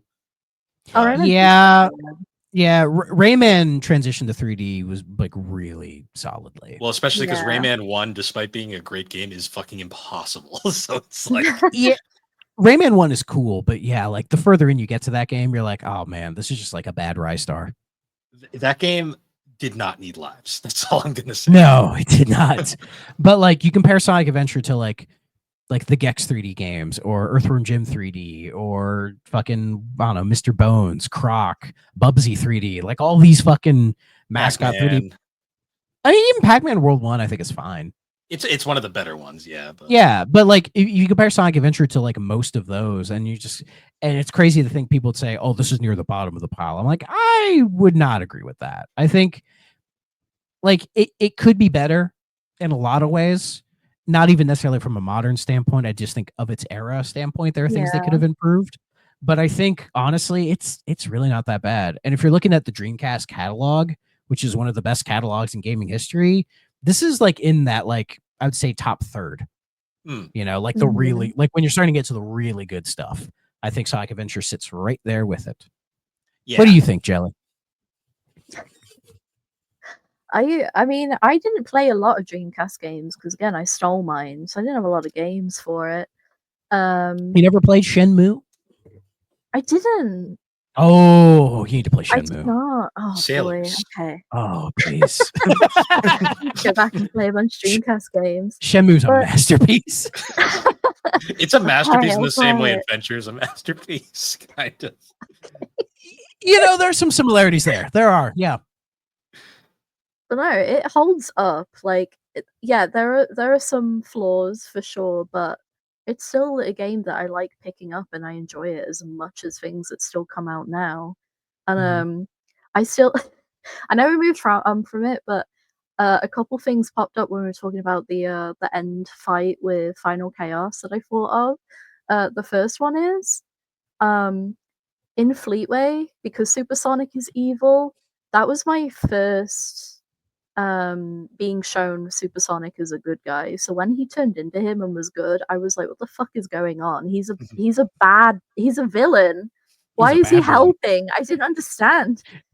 And then my favorite is at the end when you've beaten him, everyone's like, yay, Sonic, you did it, you saved Station Square, and it's just destroyed. Yeah. Well, we did it, Patrick. Line. We saved the city. Destroyed and underwater, and they're like, "Yeah, Sonic." My favorite line at the end is Tails is like, and we all did it together. And it's like the city's fucking obliterated. And it's like, no, you didn't. I Sonic love the line too where they're like, but don't worry, everyone was conveniently evacuated. And I'm like, I saw that cutscene. There was people walking in the streets. Yeah. They had cannot to get out. they had to throw that in because they realized they're like, oh wait a minute, this The doesn't death work. count's Oh. crazy, and they're like, One- yay. One point at the end that gets me every time, just because I'm like, what the fuck is this? When Perfect Chaos is there, like, and they're like just about to take him on, Eggman shows up with another egg carrier, and he's just like, I had this It's egg carrier too. I had this second egg carrier prepared just in case because I knew this would happen. And I'm just like, And then Chaos he's such instantly destroys it. It's like, what was the Yeah. point? so stupid. But I love blissfully unaware. You know, it was just the different. It was the 90s, man. Right? Oh yeah, What a fucking time. Amazing. I love that. There Ah. are the little tiny moments in this game that are objectively bad, but I love them. Like, Yeah. there's the famous scene after the first tornado section where the tornado gets blown up by the egg carrier, and we get that Sonic classic thing where falls. it's like Sonic's like, "Yeah, we're falling." When it I'll cuts to play with you next time. Oh yeah, that's the greatest line. I'll play with you some other time. And you're like, oh, easy now. Like, oh, okay. Aren't you But, 15 canonically? They don't even know anymore, I swear. But my one of the best parts is after that tornado scene, we cut to Sonic falling towards the beach, and it plays this Atari ass like Yeah. sound. I Twice. recognize that. I'm like, Oh, yeah, that's- Woo! And then it cuts and goes woo again. And then it happens again when during Amy's final boss fight when Zero shows up out of nowhere. It's like that same sound. Yeah. it's so good. And Sonic's eye turns into a slot machine briefly. Like it just like and it's like what? Yeah. So, any other thoughts on Adventure 1? What's everyone's favorite level? The Cow Garden. We'll save Chow Oh, Garden too. I didn't because- talk. Yeah, I didn't bring up the Chow Garden here because I was think thinking about it's it the whole time. well, it's kind of a shell of what it would be in 2, really. Yeah. Yeah, that's fair. Yeah. Actual favorite level is Lost World. No, oh yeah, that is an underrated level. Despite the snake bullshit with the water. Oh, yeah, That drags, but everything else. Oh, that amazing. part is really fucking rough. That- Man. Jesus Christ. it's despite so there's one section in that level that I love, even though it's literally a straight line. When Sonic's going through those weird like snake tunnels, that like the frame Yeah. rate is so smooth there, and I'm like, It's so this good. looks amazing. Yeah. Yeah. The sense It was of the one. speed. It was the one time they figured it out. Yeah. I love, I think Speed Highway, like just the sense of speed. in that Yeah. level. I get why it's the fan favorite. I think Yeah. other than that, what's the theme park level name? Oh, Twilight. No, Twinkle Park. Twinkle Twinkle Park. Park. I Yeah, love Park. Twinkle Park. That was really fun. I Twin love the Park mu- is good. That's Like one I of my don't think favorite like music of the action stages, there's only like 8 of them, I think. But I think they're all really good. Like my favorite's probably Windy Valley. I was really Windy like Valley's really good. Like all the different like modes it goes through where it's like, oh, you're going to the tornado. Now you're inside the tornado and you shoot out of it. And then oh, it's nice. And then you have these really long, winding like speed sections. And the way they integrate like having direct control and then turning a cinematic, I always thought was like really well done. You know, I'm a Windy Valley boy. Nice. But yes, They're all But yeah. correct answers. That's the beauty yeah, of the but I don't think there's a bad action stage in the bunch. I really don't. we Yeah, we I They're should- all really good. Other than maybe the egg carrier level, because fuck that level. But It's the worst of the bunch, but I don't think it's terrible. my only, fine. I just Yeah. hate levels with giant bottomless pits below them, and I'm just like, Okay, that's fair. There's a lot of Sonic stages with that. I Oh, I know. remember And jumping into the pit in that level and being like, I know where the platform is, so I know I'll be fine. But I jumped too fast and it didn't load in, so I died. yeah, Oh, and then we forgot to mention when you fight Robotnik as Sonic. What does Robotnik love to say over and over Oh and my over god. again? Get a Get load a of this. Get a Get a load load of this. I do actually want to talk about the Eggman boss fight real quick. It's like the game is like difficulty wise kind of a cakewalk. It's really not challenging at all, except Mhm. for this boss fight. This is the one So- time it actually is tough. I want to bring up Absolutely. the two Eggman fights because the Egg Viper we'll get to because that is Gotta hold up this. oof, that boss. I want to talk about the first Eggman fight though, like the first one in the game, right? With when Oh, and Mystic Ruin. yeah, because you can Mhm. cheese that fight in 2 seconds if Yes, you know you what to can. do. If you just I mash, could never do it right. I would No, always me fuck it up. neither. I if could never get it right. I've done it so many times. I'm just so used to it. Literally, the Yeah. second that boss fight, the first hit, just mash the homing attack, and you just destroy him in 3 seconds. Yeah, I've And then you seen can do people the do it, but I just can't. I Yeah, don't I've know. never done it. because you can do that, and then you can do the drunk Sonic glitch where you Yeah, you get I've seen that. you lose all your rings, and then you get hit right before his animation plays. So then Sonic is like, "I'll play with you some other time" as he's falling to the ground drunk. That was Yeah, the egg viper though. I hate that fight so much. Yeah. it's pretty bad, man. It's a Like I think lot. as far as Sonic bosses go, it's not the worst one in the series, but like Yeah. it stands out because the game doesn't have that many crazy boss fights. They're all fairly easy peasy, but this one Mhm. just like decides to go ape shit for no reason. Yeah. I always think the one part in that fight that gets me every time is the right at the end when you think you're done and Tikal's Oh, like, and then he like breaks the platform yep, you're on. he That does like always the gets me. desperation attack, and Tikal's like, "Be Yeah. careful, he's up to something." Yeah, she's like, "Oh, he's gonna do something." It's like, "Okay, bitch, what?" Like, tell me. And then The he first dies. time I beat that boss, that happened to me, and I was so demoralized because I had to Yeah. start from the beginning. Yeah, Mhm. get a load of this. Some of the quotes, See, it's bad, but because I'd recently played through Sonic 4 Episode 1, that final boss fight with Eggman, where at the very end, he does the exact same thing. He will slam to the ground and it'll rumble, and if you don't Yeah. jump in time, the thing it'll stun you and you'll just fall and die. Ugh, So you have annoying. to jump at the right time and get the last hit and then get the fuck out. Mhm. And it's like that is bullshit. And that's why that game I'll never get all 12 achievements. Mhm. I have 11. I ain't getting that 12th one because Also, fuck that. one of my favorite random things in this game, just because I think it's funny, because the whole adventure world is so like expansive. There's Mhm. like these random ladder segments where you just have to climb ladders all over the place. Yeah. What gets me, all the characters are so slow climbing the ladder, except for Big, who fucking machines his way up there. Yeah. Like, But he makes it's that like, weird noise because they all make weird noises when they're climbing. So he's like speeding up the ladder, going ooh ooh. Ooh. yeah, I went to ladder school. it's just so uncanny because like this Yeah. big cat all of a sudden just like up the ladder. Yeah. They had to He give him also- speed somewhere, Well, okay? he's got that arm strength because he can pick He up a fucking does. He car. holds rods all day. You have to get into the sewers. Yeah. Oh man. Oh, Jesus Christ. But All right. So now that's Sonic Adventure 1. So we're pretty far in. So now we get to talk about it. So that's the thing. So this was 1999, right? So then 2 years later, it is Sonic's 10th birthday. And Sega's like, oh, we're going to make this a thing. You know, we're going to celebrate it, all that. The Dreamcast is secretly dying, but it's fine. It's fine. Everything's fine. So what do? They release Sonic Adventure 2. sponsored by Soap Shoes. Sponsored by Soap Shoes in the year 2001. It did come out on the Dreamcast. Let's see. In North America, it was June 19th, 2001. So the Dreamcast had already been announced as dead at that point. It was announced, but some of the games that were still being made for it were still coming out through 2001. I think even in 02, there's a couple Dreamcast games that came out at that point. Yeah. In Japan, it was up till 07 out of all. Yeah. Crazily enough. Hey, Karuga got a really cool Dreamcast port. But yeah, it was June 19th in North America, June 23rd everywhere else. And then cut to the holiday time in 2001.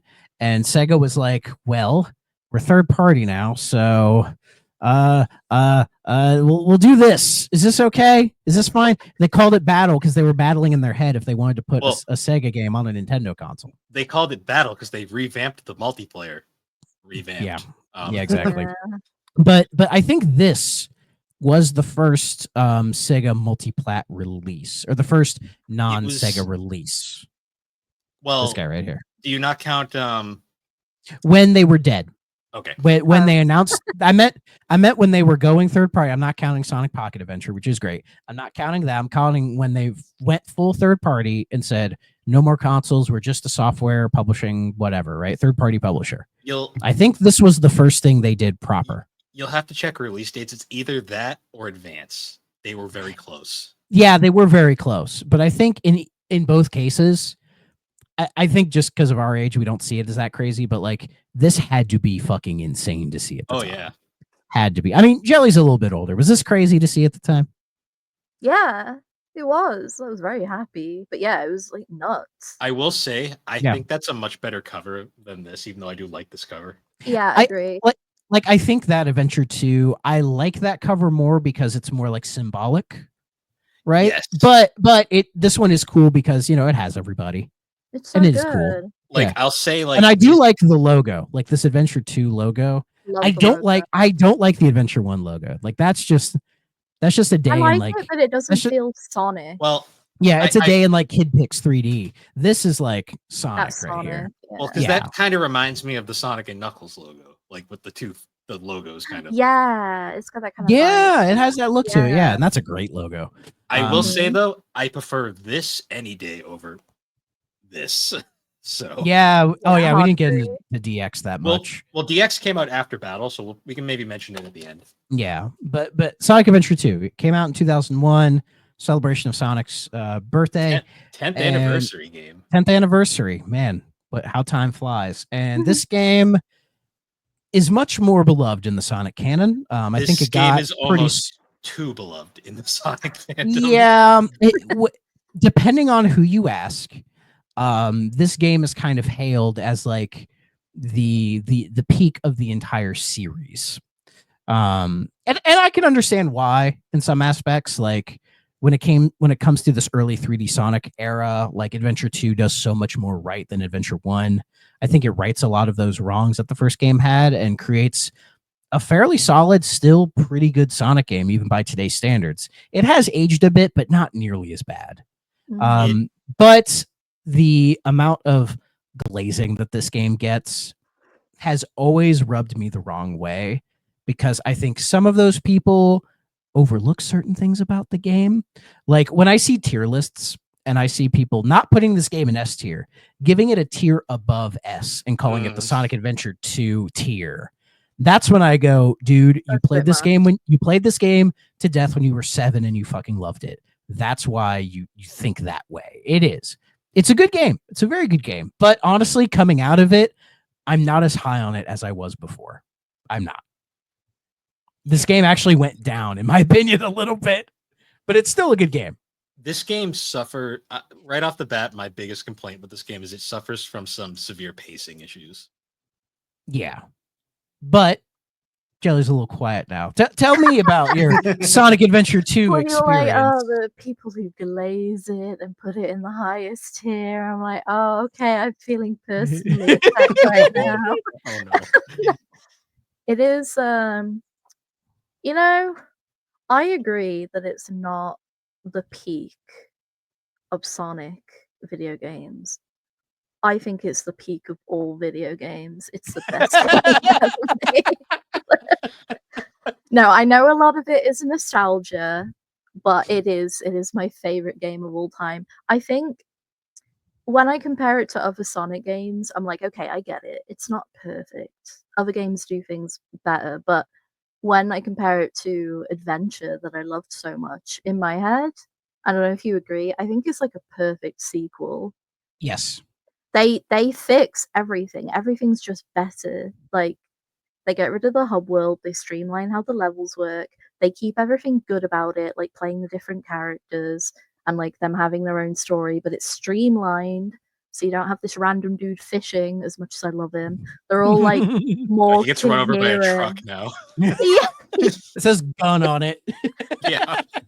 Yeah, they used Big Right in Sonic Adventure 2, like just hiding him in every level. I love it. I don't know, they do everything. They do everything right. Like, my only complaint is that you should be flying around as Tails, but you get to do that in the Chow Garden. A little backstory.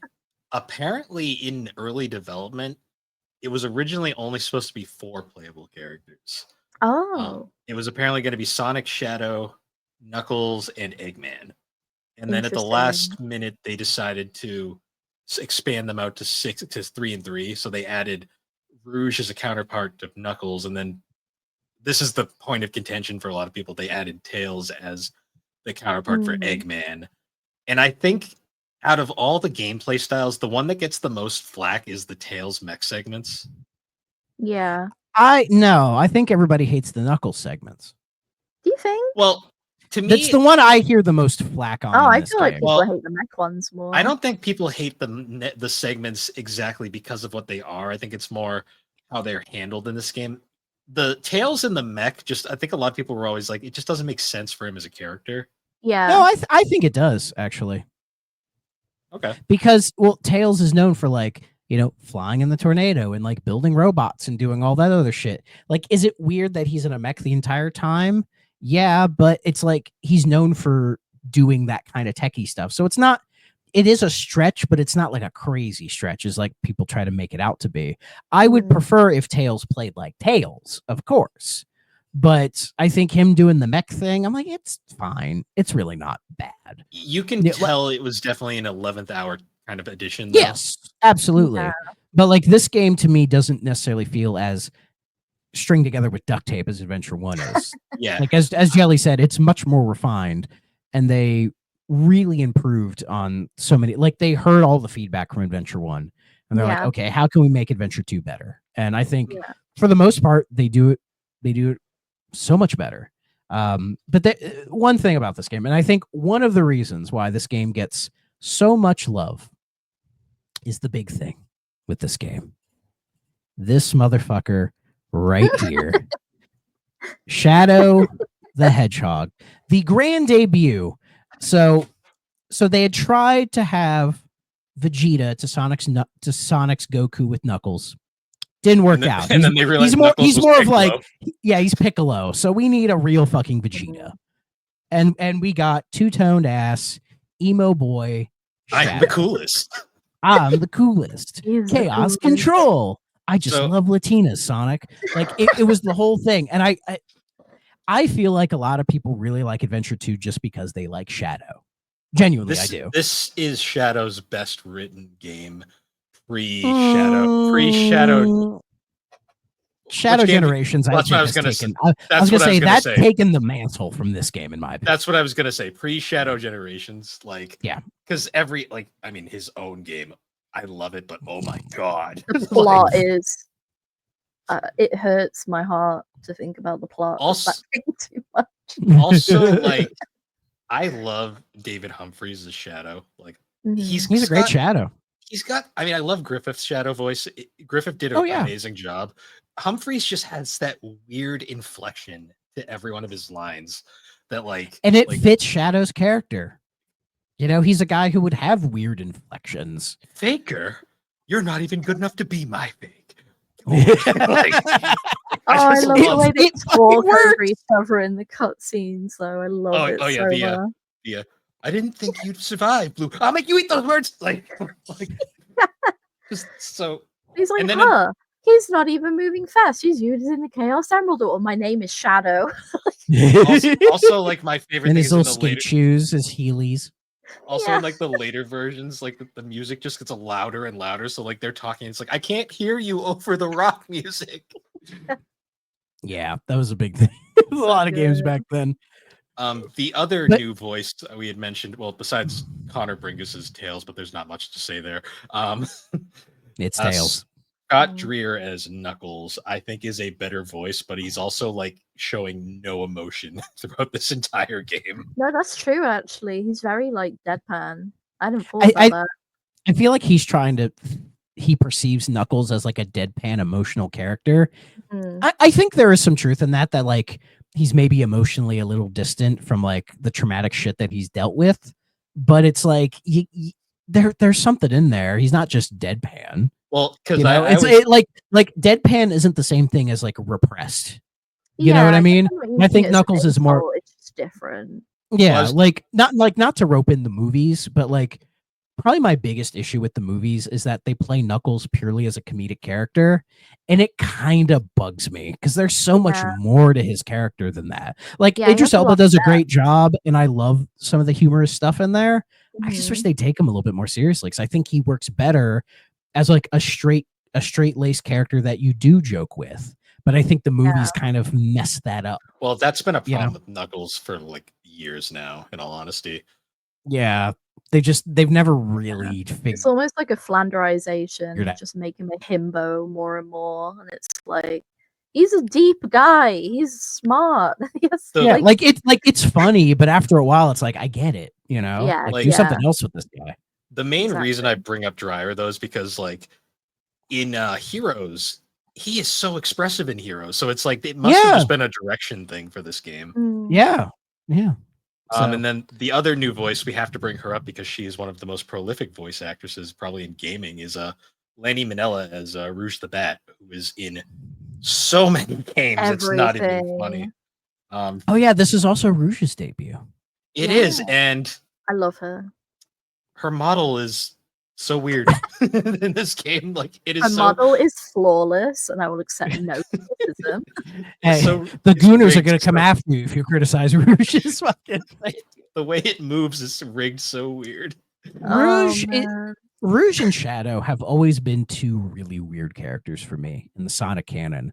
Like, I've never quite. It took me a long time to really get Shadow. I never really got it. Like, why people were so like in love with this character. It's like, oh, he's so great. I'm like, no, he's just kind of like a lame emo shithead that I saw all the time in middle school. I'm like, fuck this guy. He's not deep, you know? Though I think they've done a good job with Shadow over the years of fleshing out his character and Yeah. giving him more things to do. And I think a combination of Shadow Generations and the Sonic 3 movie have turned me around. And I'm like, I get him now. I get it. Like, I think they've done good jobs with his characters, and in some ways rectifies the portrayal of him in this game a little bit for me. True. You know, like also he is kind of silly and weird, but I think in the replaying of it, I think it's like it all kind of comes together. To me, You know, it all kind of fits. with Shadow, the way I've always thought about Shadow is because Shadow is actually my favorite Sonic character. I'm not gonna lie. In this game, I think the reason why he worked for me is he has a perfect character arc, like from start to finish. Like he ends on a really good note, Yeah. and then dies. Spoiler warning. For everyone knows he survives, but that's besides. Yeah, the I was point. gonna say, yeah. This is one of those spoilers where it's like credit to the movie. The movie does rectify that. They in do. a post-credit scene that a lot of people didn't see, and they were like, Exactly, when but you're but like- they can say they did the work. They can Yes. say they did Yeah, it. True. So credit to them. because if Shadow had stayed dead here, I think it would have been a perfect character arc. Agree. Unfortunately- Yeah, but Unfortunately, you know, we they're had not gonna fucking do that. we had years of shit. What do we do with him now for like Yeah. 4 games? to figure I think that out? was some of my issue with Shadow as well, is they would try to shoehorn him in to so many Yeah. games, and he just didn't fit. Like, I don't think he fits in 06. Like, he has that whole Forces episode, which is okay, right? Like, the times they would try to shove him in, I don't get it. Like, people Yeah. liked him, sure, and that's probably why they would do it, but again, it would just kind of hurt me because I'm like, they're not really catering anything to Shadow. So Yeah, but it's again, such a Shadow, prolific but arc. It was Yeah. only ever down from there. this is and that's kind of and Shadow Generations is like the first time they tackle that arc and try to Mhm. do like a proper follow-up to it. Oh, And yeah. I think that's why that worked. so this is an interesting comparison, and I kind of hear me out here for a minute. Two characters that I think are kind of intertwined in this kind of like they got really popular and then they got solo games that sucked. Debatably, Shadow is going to be its own episode at some point, I swear. But God damn it. comparing Shadow to Vincent from Final Fantasy VII, like they were characters that got really popular in the fan bases, I can see it. and then they both got solo games later that kind of ruined the perception of them for That's years. Dirge of Cerberus, right? Yes. Okay. Because the two really popular characters from Seven were Vincent and Zach, that were the minor characters. Zach got a good game, Vincent got a bad game. So I mean, I mean, with not including Cloud or Aerith or Sephiroth or everybody else. How dare you not say Tifa? I couldn't think of her name for a Bill. second. I'm sorry. Oh my god, that's I was thinking her in my head. I'm like, fuck, what was her name? Tifa, yeah. But like all those other characters are much more popular. But I could see Vincent having his own subset. I was love saying, Zack. like, I'm a bonus Zack stan. characters. I'm a Zack stan. God damn it, he's great. Yeah. But No, but I could see that with Vincent with the whole Dirge of Cerberus thing. But I feel unlike Shadow, he hasn't had his rectifying moment yet. yeah, He 'cause hasn't we had his haven't really redemption arc. we haven't really got him in the remake yet. Could you imagine they tried to do Dirge of Cerberus in the FF7 remake shit? Could you imagine? It probably wouldn't be terrible. I mean, I don't really like remake that much, but that's for another. Yeah. I'll play it one of these days and let you know. Yeah, back to Sonic though. but Rouge, yeah, Rouge. She's like the Lola Bunny of this fucking series, really. Like, why she's there. We all know why she's there. People can like her just fine, but it doesn't work for me. I get the ick. God damn it. I just some about it just doesn't work for me. So I just kind of it works for a lot of people. That's fine with me. But Rouge is another character that I think they used for quite a bit and then kind of stopped. And I think they brought her back. She's in Frontiers, I think. Yeah. So I don't know. She works as a foil for Shadow a lot now. Yes, I think I like her dynamic with Shadow a lot. That's what. Yes, that's where she works best for me. Yeah. Which is funny because in this game they have a terrible relationship. Oh yeah, it's like he does not like her at all in this game, and I'm like, damn, we've come so far. I was saying, speaking of that, do we want to talk about the plot of Sonic Adventure 2? It's much more concise than Adventure 1 is. It makes sense. It makes sense. Yeah, sort of. So super fan Jelly, describe the plot of Sonic Adventure 2 for me. Oh, the plot of Sonic Adventure 2. Okay. Sonic's been arrested. We don't know what for. It could be anything. It could be murder. It could be manslaughter. We don't know. It could be he stole a bunch of chili dogs. He stole a bunch of chili dogs. He comes out of the plane. It's actually kind of weird, isn't it? Yeah. After City Escape, and then he goes to prison more than once. Yeah, because he gets kidnapped. He gets caught again after City Escape, I believe. Yeah, and then he ends up like getting broken out by Amy. Yeah. Yeah. So he's because we get that classic line of if I let you out, will you go on a date with me? He's like, no. I thought you had you that time, and she lets him out anyways. It's like, damn, Amy, you really had him. Yeah, Sonic a femcel. Prison because they keep framing him for Shadow's crimes, even though they're literally just both hedgehogs. They don't look alike at all. Yeah, that's a whole plot point. Is that like people are confusing Sonic with Shadow? Yeah, even Amy. Yeah, which I love that when like Amy's like hugging Shadow and he's like, "What the fuck? Oh, I found you!" And it's like, he's whoa, like, who the fuck are you? Oh, ew. I love that they make that which a is running cute. joke throughout the series. Yeah, I like that too. Yeah, doesn't she do it with Silver too? She does it to Silver, and then oh my the best one Amy. is she does it to Werehog Sonic, but then she's like, that's the one where she's like, oh, sorry, and then walks off, and he's actually upset. Actually Sonic.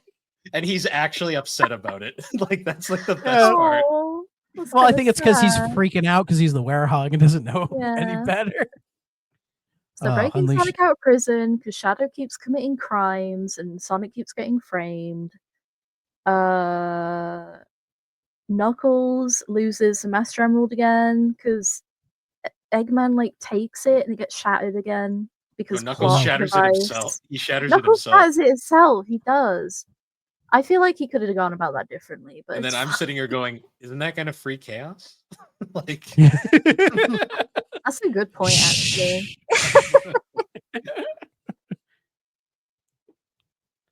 And then they need to track down the Chaos Emerald so they can put it in the big machine that'll piss on the moon. Oh yeah, the moon that's constantly still apparently canonically broken according to Azuka. Yeah. And Shadow like misconstrues some memories about how like you should kill everyone on Earth or something. Maria. For Maria. Maria. For Maria.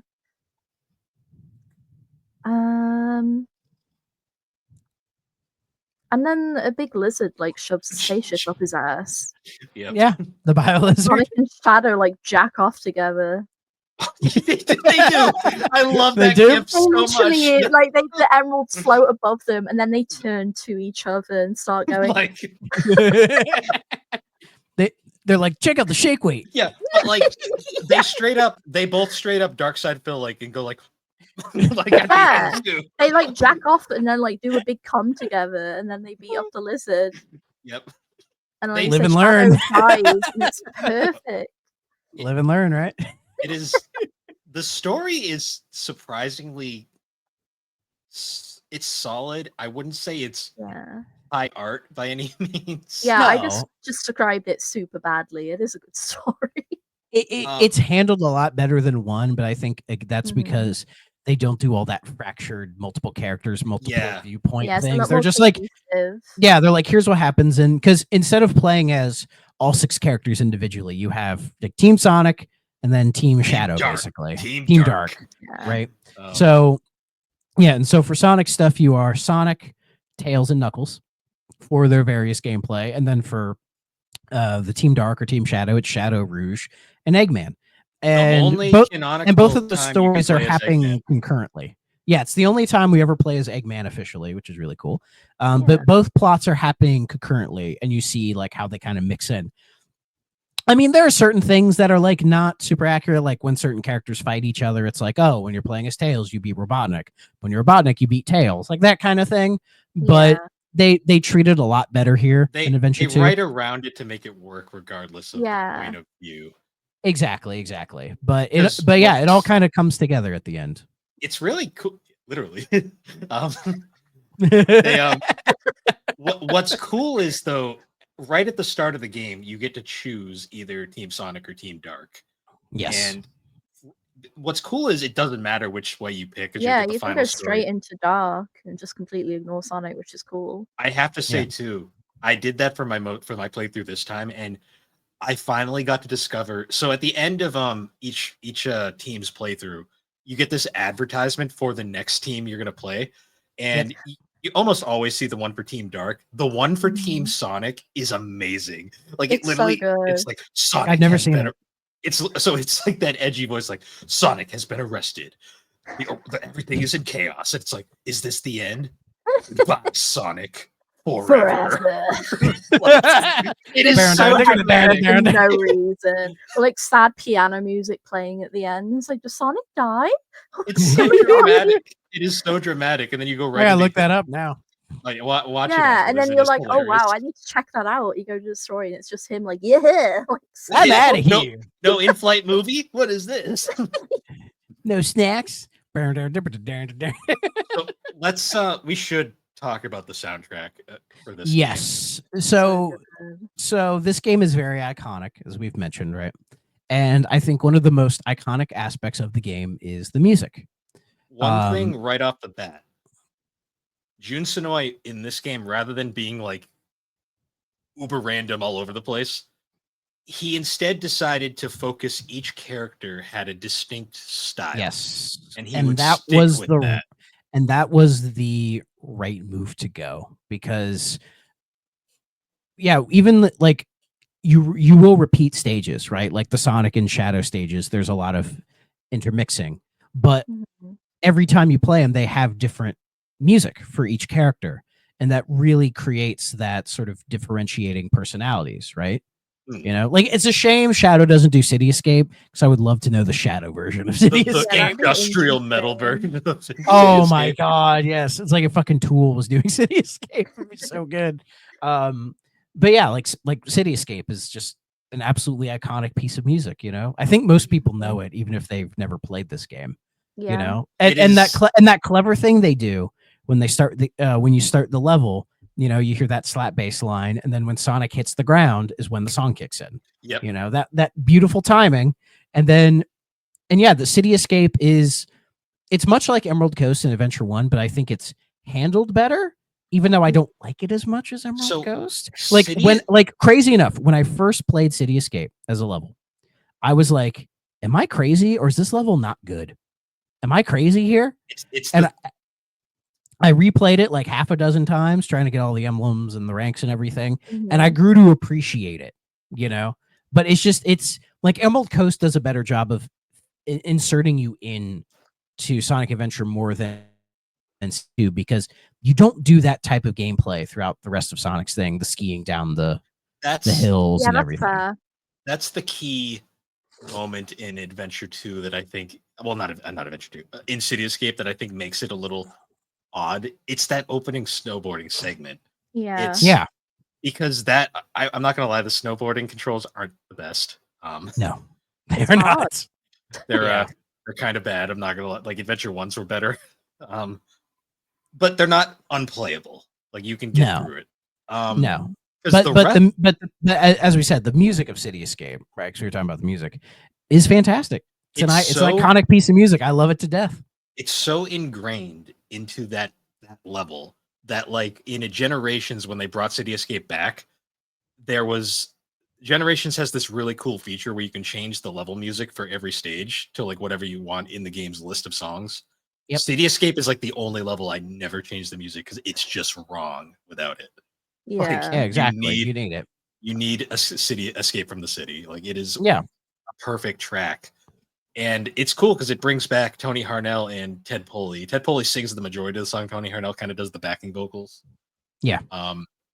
For this version of the song anyways. But that might be one of the greatest opening level tracks, I think, of all time. Yeah, like even if I'm still not the biggest fan of Cityscape as a level, I think it's like one of the strongest openings a Sonic game has ever had. And the music, I think, plays perfectly into that, And then from there, just trying to think of other like highlights that I really enjoy. Throw It All Away. Shadow's theme is very interesting.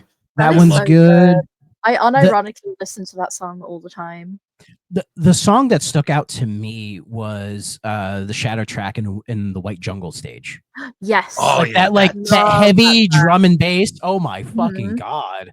I love that all of his tracks are like industrial. What is the name of that song? Well, and that song, if you listen, the weird vocal things are, I think it's meant to be like Shadow's different like emotions or personalities clashing with each other.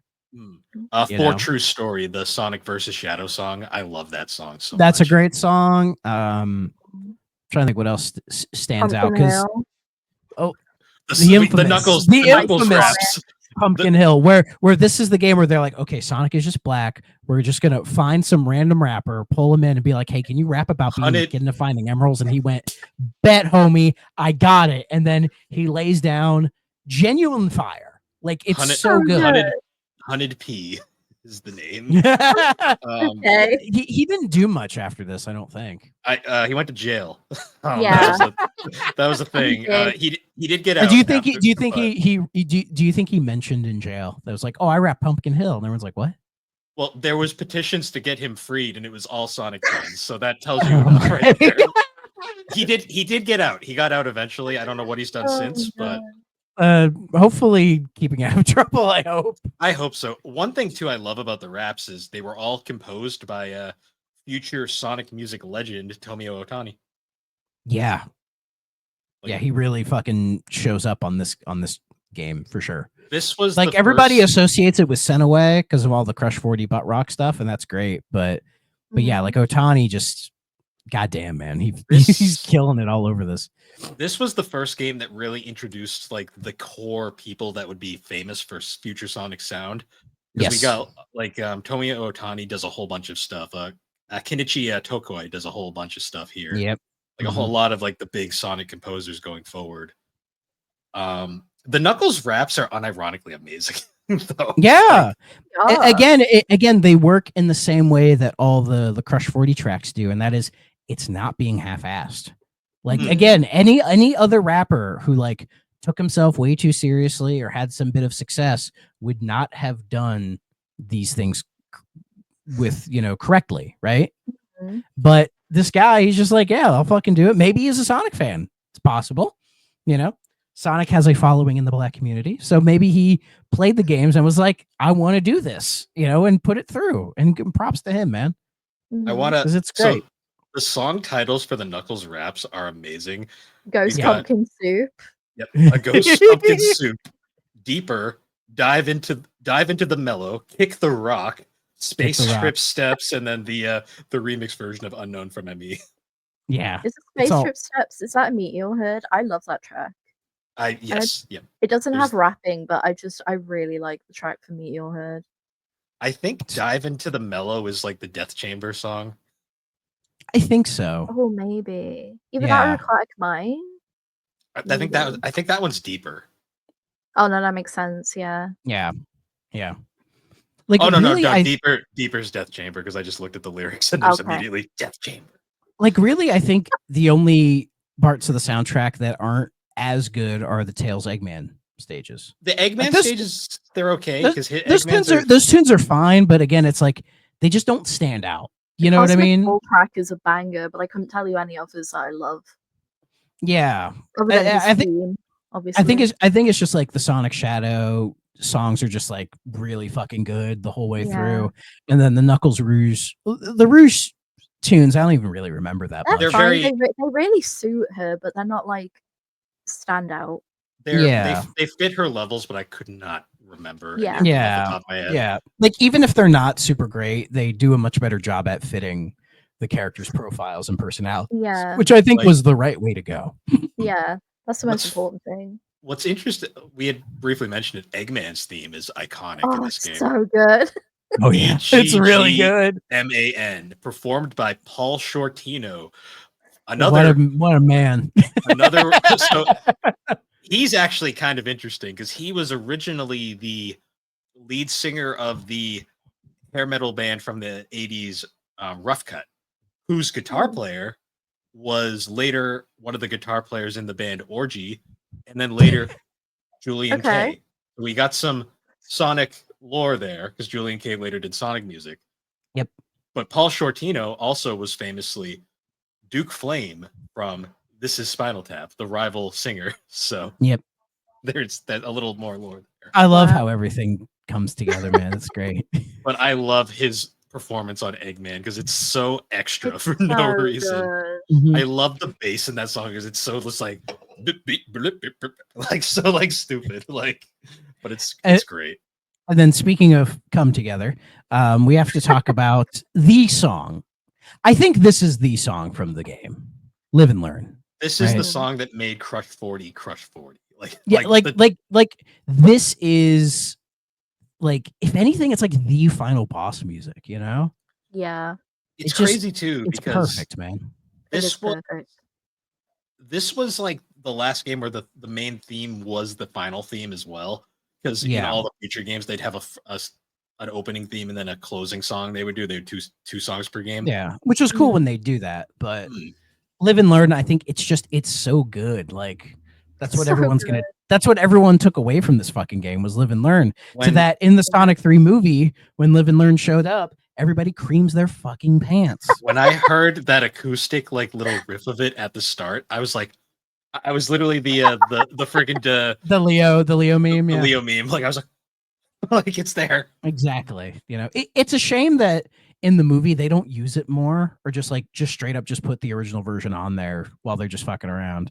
Another infamous Mhm. Sonic X moment in the Japanese version of Sonic X for that fight scene. They play Live and Learn, and they took it out of the 4Kids dub, and it still pisses everyone off to this day. Oh, I didn't know they Was did it a that. rights thing? No, it's just 4Kids being 4Kids. Oh, come on, man. Because 4Kids would just do that. They'd take out music in places, and anyways. Maybe they thought it was too edgy. And it's like, come on, this is Sonic we're talking about. I mean, as we've learned from the really random Johnny Giueli lawsuit that was happened recently, Sega owns the rights to these songs. Like, Yeah. I think it's he still owns the lyrics, and he has like the original master recording or something. So, and all he wants is like $1 million in royalties. Like if that's all he's asking, it's like just give it to him. Yeah, hand it over. I know Because with this lawsuit, prevent Live and Learn from showing up in future things. it's got to be weird. Much like the whole infamous Michael Jackson Sonic 3 conundrum. I don't think it's as deep as that, but would Sega be like, oh, if Joelly's going to be this guy, then we're just not going to use Live and Learn anymore.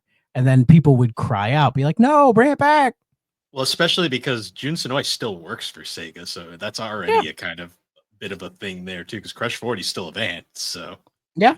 So I don't know how that whole thing's going. I hope they figure it out because it's because I know like the way it works with Sega is if you write a song for a Sonic game, apparently it becomes property of Sega. That's why when Shadow came out, the original theme for Shadow was supposed to be a song called "Who I Am" by a band called Magnify. And they didn't. That song is one of Magnify's best songs, and they didn't want to give it up to Sega, so they ended up pulling it from the intro, and they wrote "All Hail Shadow" instead. And then "I Am All of Me" was used as the replacement song. But if you listen to that song, it syncs up perfectly with the opening, and it's like, huh, I see it. Yeah, maybe the whole like Sega owns it could be part of the whole like controversy with the Genesis Sonic music, because Sonic 1 and 2 were done by Masato Nakamura, and he owns the rights to those. I was gonna say he owns those outright, because the CD reissue of them, which I have over there, like it's credited to him. You know, like he's getting all the royalties from that, which is you also get to hear his like demo versions of the tunes, which is kind of cool. It's weird hearing like Green Hill with like proper instrumentation. It sounds weird, but it's like, oh, that's cool. I think that's actually the reason why Sega is like this with the music, is because they lost the first two Sonic games. Like they lost the iconic Sonic theme, the they can't use that. Yeah, no, they still use it. They still use it, but they have to pay him every time. Yeah, and they don't want to do that. And then, of course, the whole Sonic 3 controversy with Michael Jackson, his crew working on some of it, and it's like it's still debated what they worked on and what they didn't work on. So that's why I think the whole thing with that was when MJ was still alive, there was maybe like a gentleman's agreement, because they would re-release Sonic 3 intact when he was still around. So I'm thinking maybe they had like a handshake deal.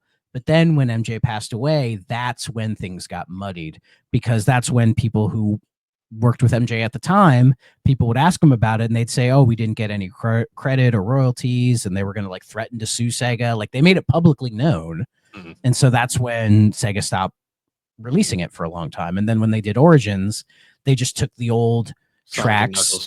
Yeah. Well, actually, if you find old prototypes of Sonic 3, those tracks are in the game, like the original version of Sonic 3, but Genesis-fied. So it says to me they brought them in later to rework some of them. So like that old version of Ice Cap and Carnival Night, like that's what was originally going to be the songs, you know? So it again, it's a weird, muddy history, but that's probably why they do that now with the music, because they don't want to deal with that bullshit. Yeah, which I don't blame them for. Yeah, that's fair. Because anytime they want to use Green Hill, they have to pay him, basically. So it's and I'm sure he's fine with that. I mean, it's not like he needs the money. Dreams Come True is one of the most popular Japanese bands of all time. Like, what Sonic song of his became their song "Sweet Sweet"? Was it the ending of 2 or something? Dreams of an Absolution? No, I'm thinking of because the song they do is called "Sweet Sweet Sweet," but it's taken from a Sonic song. I believe it is the ending. It's the ending to Sonic 2. Yeah, that iconic. Yeah, which is great. So. And and Live and Learn is great. It's a completely different song. It like I normally don't like this kind of butt rocky music. I mean, I'm all over that, so it's but for Sonic, it just works. It just makes sense. You know what I mean? So that's why I let the flag fly when I play this game. It's fun. I have the original Crush 40 CD, not the Sons of Angels, the later re-release with Live and Learn in it. It is so weird hearing that on an old CD. Yeah, and it's just like the full version, like nothing's different.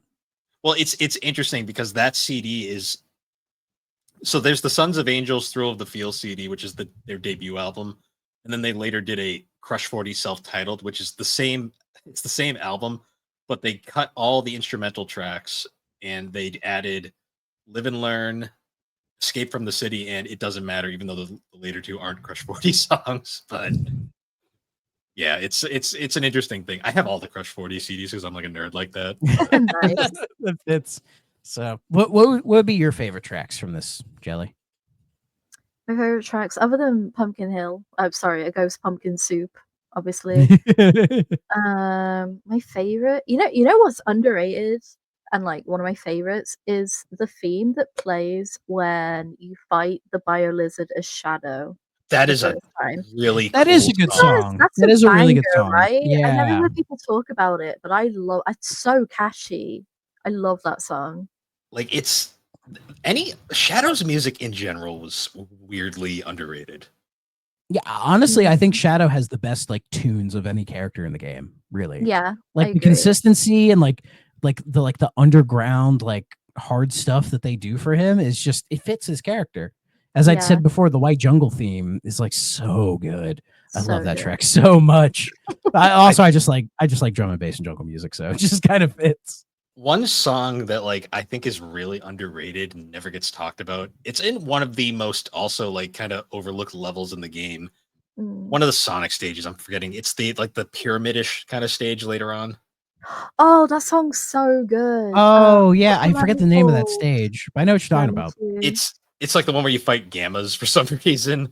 Yeah, Yeah, And yeah. there's just a whole there's a bunch of him there. there's a lot of those really quick like kind of halt like tunnel kind of F-Zero-ish kind of I think it's moments. called Pyramid Cave. I think it's Pyramid Cave. Maybe it is Pyramid Cave. I think it That is. Yeah, sounds that right. track's so good. That track's It's amazing. I love that guitar rip so much because it's like do do do do do do do do do do do do, and it's got like a really yeah exactly. Yeah, it's so good. It's got like this really fun bridge in the middle with like this weird like keyboard thing that's almost like Mhm. seaside-ish sounding.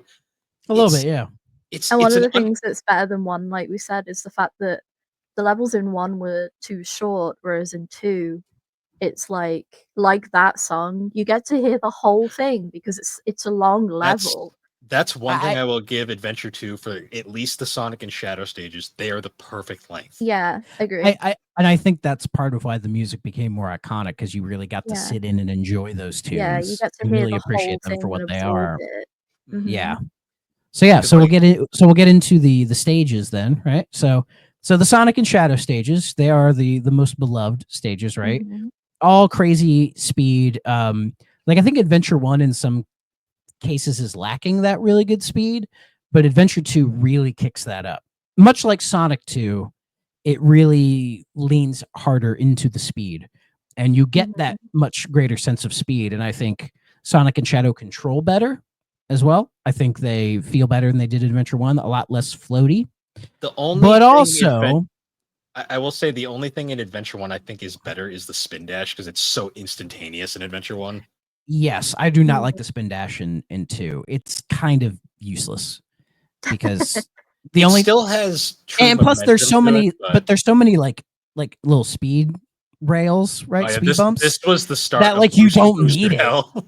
Yeah, like this was the boost start of formula Booster- wasn't there yet, but you could tell they were thinking about it. Well, because Working this is when we were starting to get what the fans like to call speed booster hell, where like they just was throwing speed boosters Yeah. everywhere. It's like I get it. You don't have to do 5 of them. You don't go any faster, mhm. you know? It's like that one stage in Sonic 4 Episode 2 where it's just like 7 of them in a row. And it's like it's like okay. Oh god.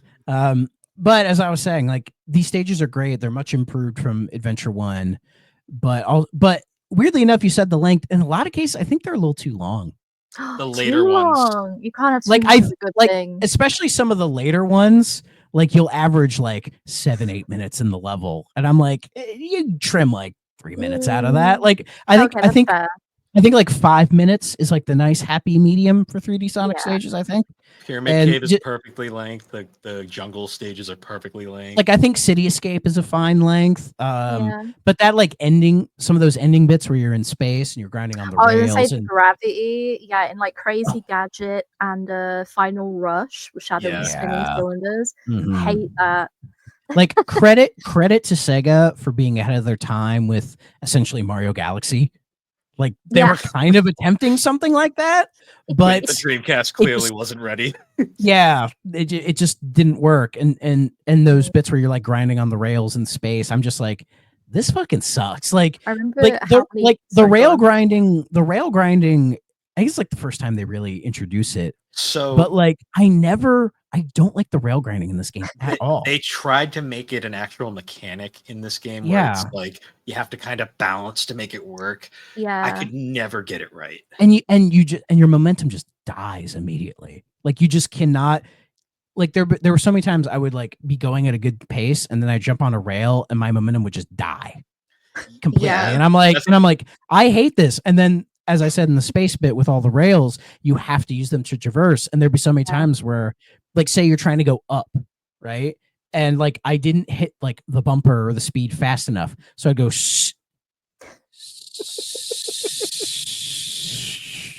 You know, like Adventure 2 has such a higher margin of error than Adventure 1, right? Like it has a higher skill floor, which There's I think more is perfectly fine. I wouldn't say it's a hard game. It's harder than the first game, Yeah. but some of that challenge to me isn't genuine challenge. It's just them not really figuring out the like their physics engine. It just kind of clashes with what they're trying to do, I think. And later Sonic games, I think, would fix some of those problems. Like you don't get those weird, like, I fucked it up somehow. I don't know what I did, right? Like, like some of the later ones would more like, it's close enough. You're good. Just keep going, kid. This was the start of the heavily scripting, where they would script a lot of segments of the levels. But they don't script enough. Well, because they were still trying to keep the momentum in, because this game still has momentum. Like if you roll into a ball, Sonic will still gain speed. Yeah, which is and I think overall it feels better than Adventure 1. It does. Like Sonic doesn't feel weirdly floaty. I think the homing attack, it's used a lot more in this game, but I think it's better. You know, can still jump even though there were enemies, so many times there would be so many times where I would be on an enemy to do a homing attack, and Sonic wouldn't home. He would just fly off and die. I'd be like, fuck you, dude. One of my favorite moments of all time is the end of Shadow's Rail Canyon level. They put the little ending ring, because this game got because we didn't mention Adventure 1 still uses capsules. Yeah. Yeah. For some reason. This game introduced the ending rings for whatever reason, which makes more sense for 3D. You don't have to aim why does City Escapes ring? Why is it off to the side? When all the others are straight ahead, that one is like, oh no, you gotta like go over to the left a little hope bit. of people trying to get the emblem. I thought that was so stupid. The truck. I was gonna say though, for Rail Canyon, why is Shadows perched up on this fucking thing that's super easy to miss? Yeah, it's a bit evil. Yeah. I missed it on this most recent playthrough and flew off into the canyon, and I was like, I almost missed it. I thought I missed it, but I didn't. Well, one time I was trying to be cool, like style points. I tried to spin dash into it and just fucking went through it. I was like, oh no. I was like, oh, I guess that doesn't work. I'm the coolest. Oh no. Oh no, Maria. I failed you, Maria. Yeah. Again, I think they're really good. It's just, I think with Adventure 1, like pretty early on, it arrives at like a decent level of quality, and then it just kind of coasts through the rest of the game. You know what I mean? Like it just kind of stays at that. Like it's perfectly fine. Adventure 2 is this a goddamn loop-de-loop. Like its highs are great. You know, like when it works, it's like, I fucking love this game. And then there are its lows where I'm like, I fucking despise this game. Like it brought the emotions out in me. It really did. So I will say this also is a game that introduced a mechanic that was in Adventure 1, but Adventure 1, it's so fucking useless. The Lightspeed dash. Yes, it is in the first game. We didn't really mention it because it just kind of sucks. Well, because you have to charge go! It, or you can get the ring, so it's more like, ready, go! Yeah. And here it's just you just have it. You tap the button. So much better. You just tap the button. It's a new. I hate it because they really didn't keep up with it in future games. But in this game, where the levels that use it, it's so fun to like you see that chain of rings and you're like, ooh, and he just like flies across it. It feels like in Adventure 1, they like when you first get it, they're like, oh, here's the cool things you could do with it. But then by the end of the game, they don't really let you do anything with it. They kind of give up on it. You use it like twice. And like and then that's it. Like they just drop charge attack that never gets used. Yeah. Oh, I forgot he had to kill this one single monkey. I 100%ed Adventure 1 and got all the power-ups, and they are almost all useless. Yeah, they are padding. And when I say again, it reminds me of Mario 64 with all the different caps that But Mario has. You know, let's- they're more useful, but also I think a lot of the caps in 64 are completely useless too. what's really funny though is Adventure 2 has even more of them. And some of them are very very useful, It but a has lot of one them are in every single level. There is a power Yes. up. And Every level. Knuckles is the best because by the end of the game, he's got so much fucking shit on him. Like He looks like an OC. he's got his stupid gloves, his DeviantArt. shades, his necklace thing, and I'm just like, Oh, it's that so Sonic good. short. It's like you have a spinal condition from carrying too much junk. You have a tombstone. And it's like, okay. That's crazy, man. Yeah. But for the most part, you don't really need them to complete the levels as well. No, No, some are necessary, but a lot. I'd say like half you need. Light speed dash is necessary. I think there's Sonic has some weird roll kick that you need once. Oh yeah. That, somersault. Like you can like get under like small little gaps, but it never feels right. It always feels like you're glitching the game when you do it. Yeah. Oh, and he also had the bounce bracelet, which actually is kind of useful. Oh, the bounce bracelet. Yeah, that's I cool. love the bounce, especially in like that final like gauntlet kind of section. Yes. But yeah. Sonic and Shadow. The air necklace, which is also extremely useful. Mm-hmm. But as I was saying, we're moving to the Knuckles Roo stages, the infamous go get the rings, go get the emeralds, kids. You know, listen to these hip hop beats. You know, the fighting hip hop beats, the treasure hunt too. And yeah, I always liked them. I know people always hated them, but I always thought they were fine. I could see why people don't like them because they're annoying in a lot of, especially some of the later ones. Like I forget the name of it, but it's the stage where you have to constantly change the level of the water. Aquatic Mine. Aquatic Mine is a dog shit level because that's where you find his air necklace, and to get the air necklace you have to go through this gauntlet where you have just enough air to get to it, but once you get it then you can breathe infinitely. Like you will start hearing the like death music start playing no matter what. I love they brought that back. And did they have to pay Nakamura for that? No, that's probably, but he came up with it. It's in Adventure 1 too, for like if you actually take the time to try and drown Sonic. Oh yeah, you can drown him in the pool. Yeah, you can. Why not, right? But I in some ways, like I think gameplay wise, the Knuckle and Roo stages feel perfectly fine. You know, like the gliding around, digging, and all that stuff. I love the sounds Knuckles makes in this game. Like, like what the fuck is he doing? Nothing. No. You know, but I think the issue with those stages is that the levels are just so big and expansive. I think almost a little too much. Like especially the stages where I know you do it as Rouge. I can't remember if you do it as Knuckles. It's the one where it's like all like the little floating like planets that you have to like, again, like Mario Galaxy, like you have to jump to them to change the gravity. And like, that's rude. yeah. So, and I don't mind the size of that. It's just the gravity bullshit again with like Sonic and Shadow that I don't like.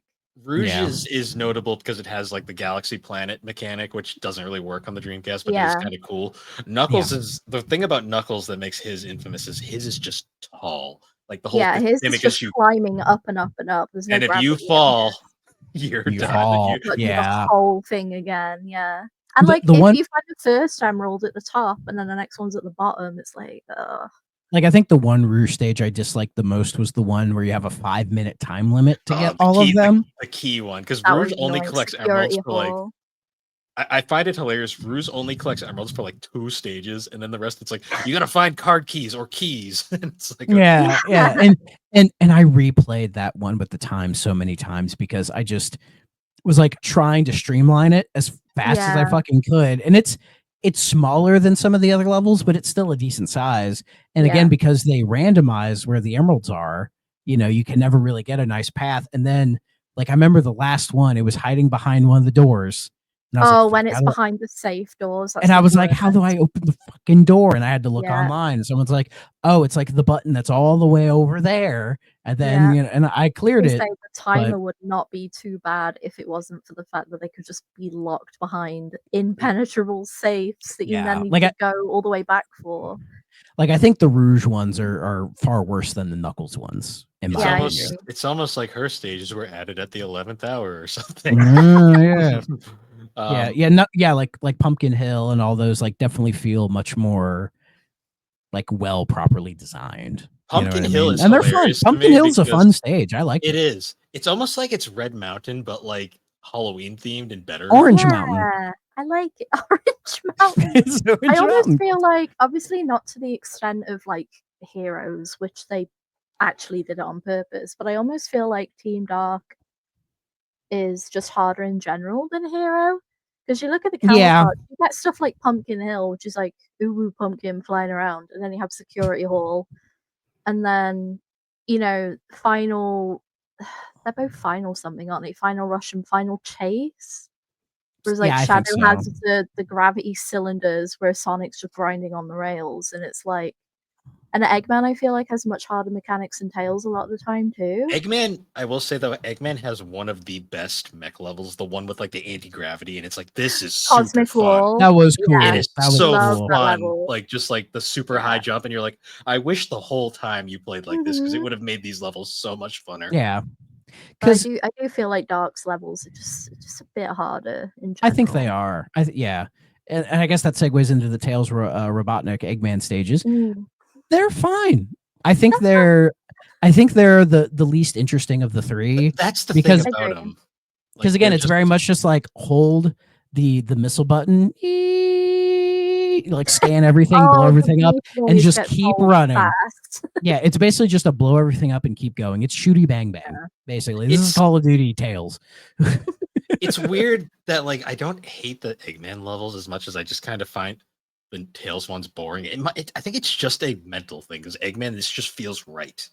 I think they're Oh. both. I think they're both kind of monotonous and boring, but that's just because they don't, for the most part, do that much interesting with like level design or gimmicks. Like Eggman, they do it here and there, and it helps. Yeah. But other than that, it's just like walk around and blow shit up, you know. Their And begin power- and again, those stages are so much longer that I Yeah. think it just after a while you're just like, am I done yet? Can I feel get like use it- sure. It was the only levels where I said to myself, am I done yet?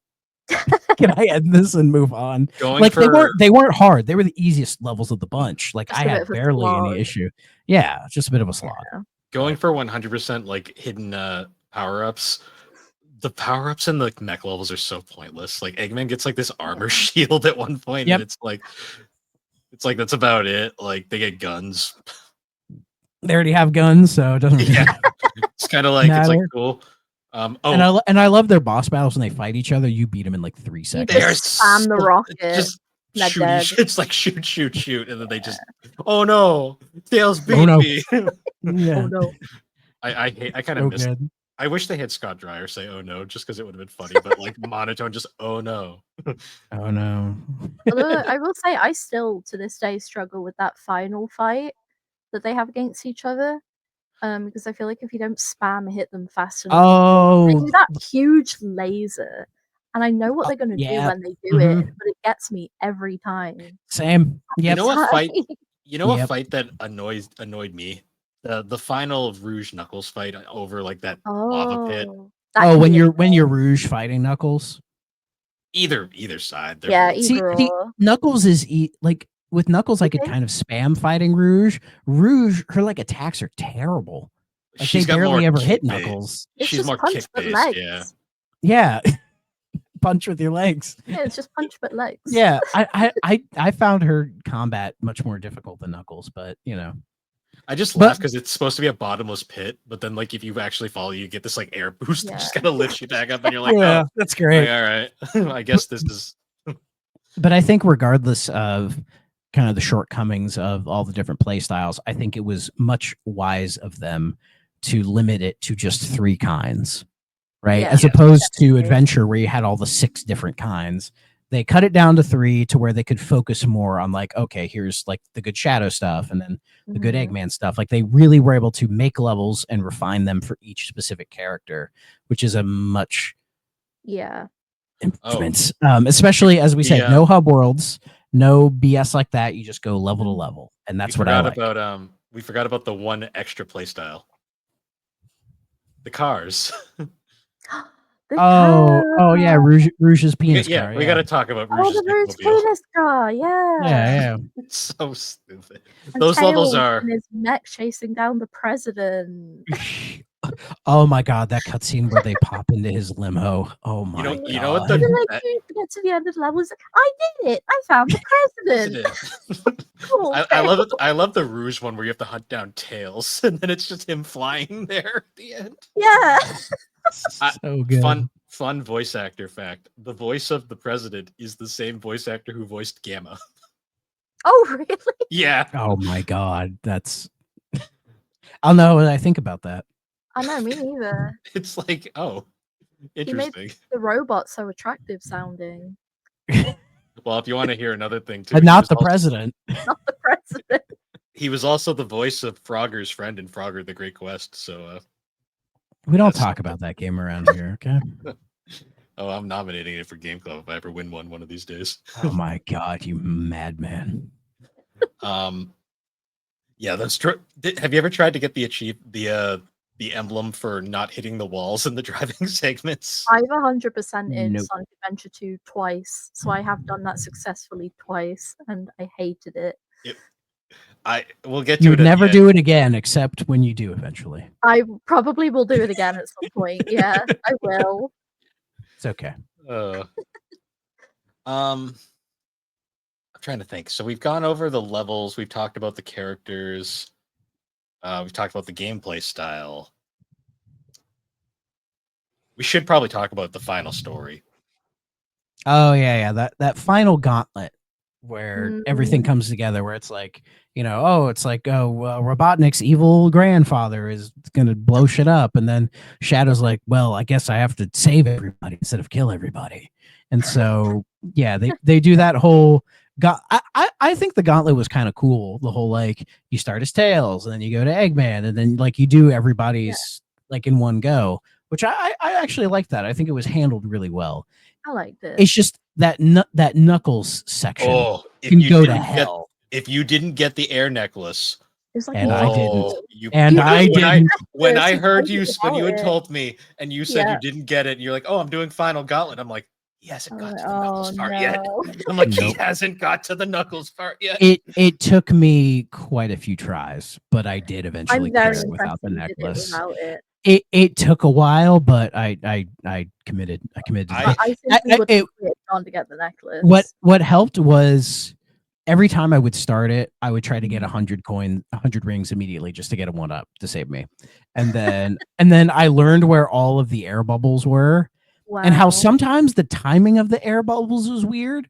Like there would be a time I would get an air bubble, and then like right after it would start playing the music because I messed up the timing, I guess, in the game code. So I'd have to go get another one, or else I would die. So, but I learned to time it like near fucking perfectly. I did it. That's really impressive. The way I would just not do that and get the necklace. Yeah, I have not. I get the air necklace every time now, so I'm at the point where I'm pretty sure if I went and did it without it, I couldn't do it because I'm just so used to it. When I eventually play it again, I'll make sure to get the air necklace, and I'll be like, I'm a stupid moron. I mean, I get all the items just because I love all the characters looking like abominations by the end of the game. Yeah. I don't know. I never thought about that because I guess in Sonic, I'm just not used to exploration. I'm used to just kind of going around at the speed of sound. So I just kind of blaze through. So I just kind of blaze through them, you know. I will say one thing about the level progression is, like I mentioned, this game has pacing issues. There is like a little bit, yeah. Particularly Team Sonic, like there are points where like you'll do City Escape and you're like, this is awesome, and then you'll get like a Knuckles, Tails, and Knuckles level, and you're like, I just want to play Sonic. And then you get like 2 Sonic levels back to back, and you're like, this is awesome. But then you don't get another Sonic level forever. It is a weird. Yeah, it would have made more sense if they somehow wrote it to be like Sonic Tails Knuckles, Sonic Tails Knuckles. Yeah, like weird mishmash we ended up with. I feel like they did that intentionally so that it wouldn't come off as repetitive. I think they wanted it to have more of like a random vibe to it. But I do agree with you both. I think having more of that consistent between each character would have been better. I'm sure if you add it up, they all have roughly an equal amount of stages. I think Yeah, it's I pretty think so. close. I just know Yeah. like so many people always say like what that one Sonic segment where you do like the gun escape level and then the forest right after. Everyone's like, this is the best part of the game because it's just two Sonic levels back to back. Yeah, I do love the forest stage. That is such an amazing Really, stage. really good. There is some Yeah. great like spin dash rolling in that level. Mhm. Like, it is so fun. And then we get the greatest boss fight ever right after the Sonic versus Shadow fight with the legendary I am the coolest. The coolest. Faker. Faker. They knew what they were doing. Those I love David Humphries and Ryan Drummond's chemistry. Like they have Yeah. like such a great like rapport. So what do we think of the ending gauntlet though? Aside from the Knuckles scene, it's fine. I like it a lot. I almost wish that it was split up in the sense that you could like take breaks between each character, like come back to it. But on the other side of that, I'm like, no, I kind of like the sense of urgency you get of having it all stitched together. So Yeah. I mean, I'm in two minds about that. But yeah, I really like it. I remember struggling a lot with the Tails and Eggman parts, not so much the Knuckles part because I always got the necklace. I remember the Sonic part was really fun, and like because I it was love that it ends with Shadow too, like perfectly. yeah, it's so good, and like the Sonic bit is so enjoyable. It's like it feels like a reward if you got annoyed by like the Knuckles bit or Tails or Eggman or whatever. You're like, oh yeah, I'm Sonic now. I've got to this cool bit, and then I would like die in a really stupid way and have to do it again. But I love the like the cinematic way it ends, where like it ends with Shadow, and then Shadow goes right into the Bio Lizard fight. yeah, Like, I love that. That is an underrated fight, even though it is kind of a pain at times, just because the camera's a little janky. Yeah. Oh yeah. Well, the camera's janky in both of these games. Oh, but then and like Forgot emblem to mention hunting the camera's stage is awful. a pain though, because once you've done it once, you're like, that was really cool. I don't want to do that again. Oh Like, yeah, especially right away. So emblem hunting is really annoying. it's actually funny. That Bio Lizard fight, they brought it back in Sonic Generations 3DS, and it's literally the same fight, only because Really? well, but the difference is because that game is exclusively 2D. Shadow, well, you fight it as Sonic, which is a little weird, but Sonic is on a 2D plane, so it's actually easier because you don't have to deal with like the weird 3D moving back and forth.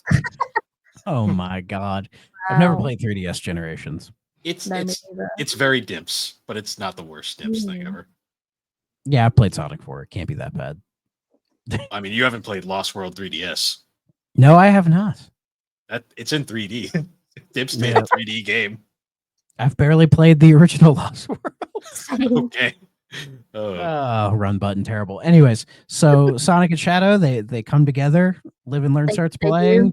They pop all the Bio Lizard's pimples, and he dies. And then Shadow's like, I guess I gotta go die, and then he just dies, I guess. And then they're like, wasn't that great? And everyone's like, yeah, that was great. I'll see you next time. And the credits roll. I have to say the Supersonic fight, not the best in the series, but this is like the one of the few that I go back to. I'm like, this is fun. Like I enjoy this fight. It's one of the best like ending segments in any Sonic game. Well, just because Live and Learn works so well as a final boss theme. Absolutely. Yeah.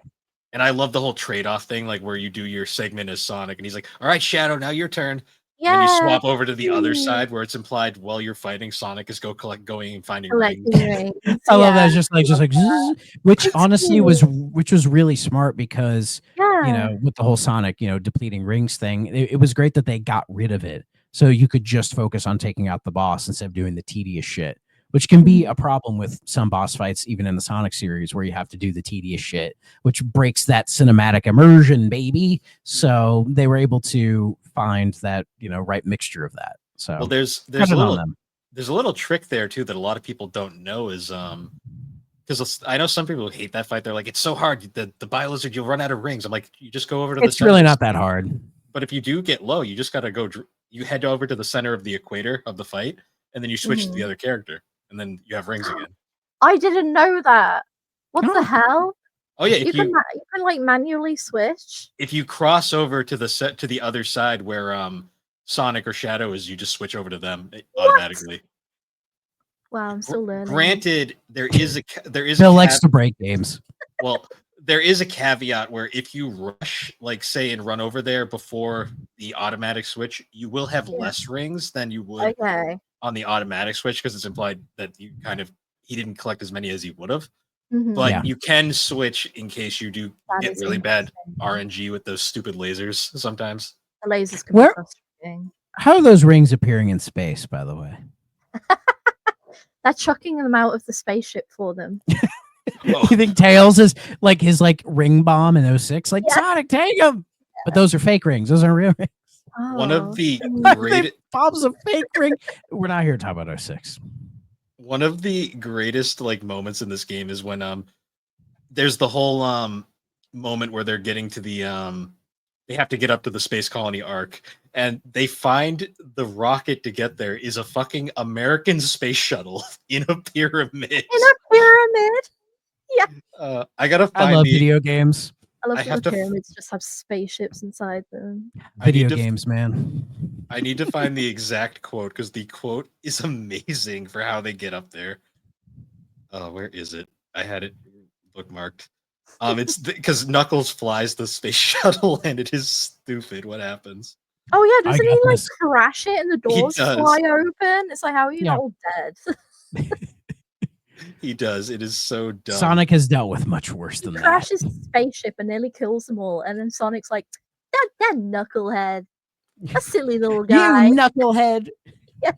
Well, because they crash and he all the because they're like, he's like, oh no, the hatch is open. He's like, there's nothing useful in there. It's just Knuckles' Master Emerald shards. He's like, hey, give me those controls, and that's where it all starts going wrong.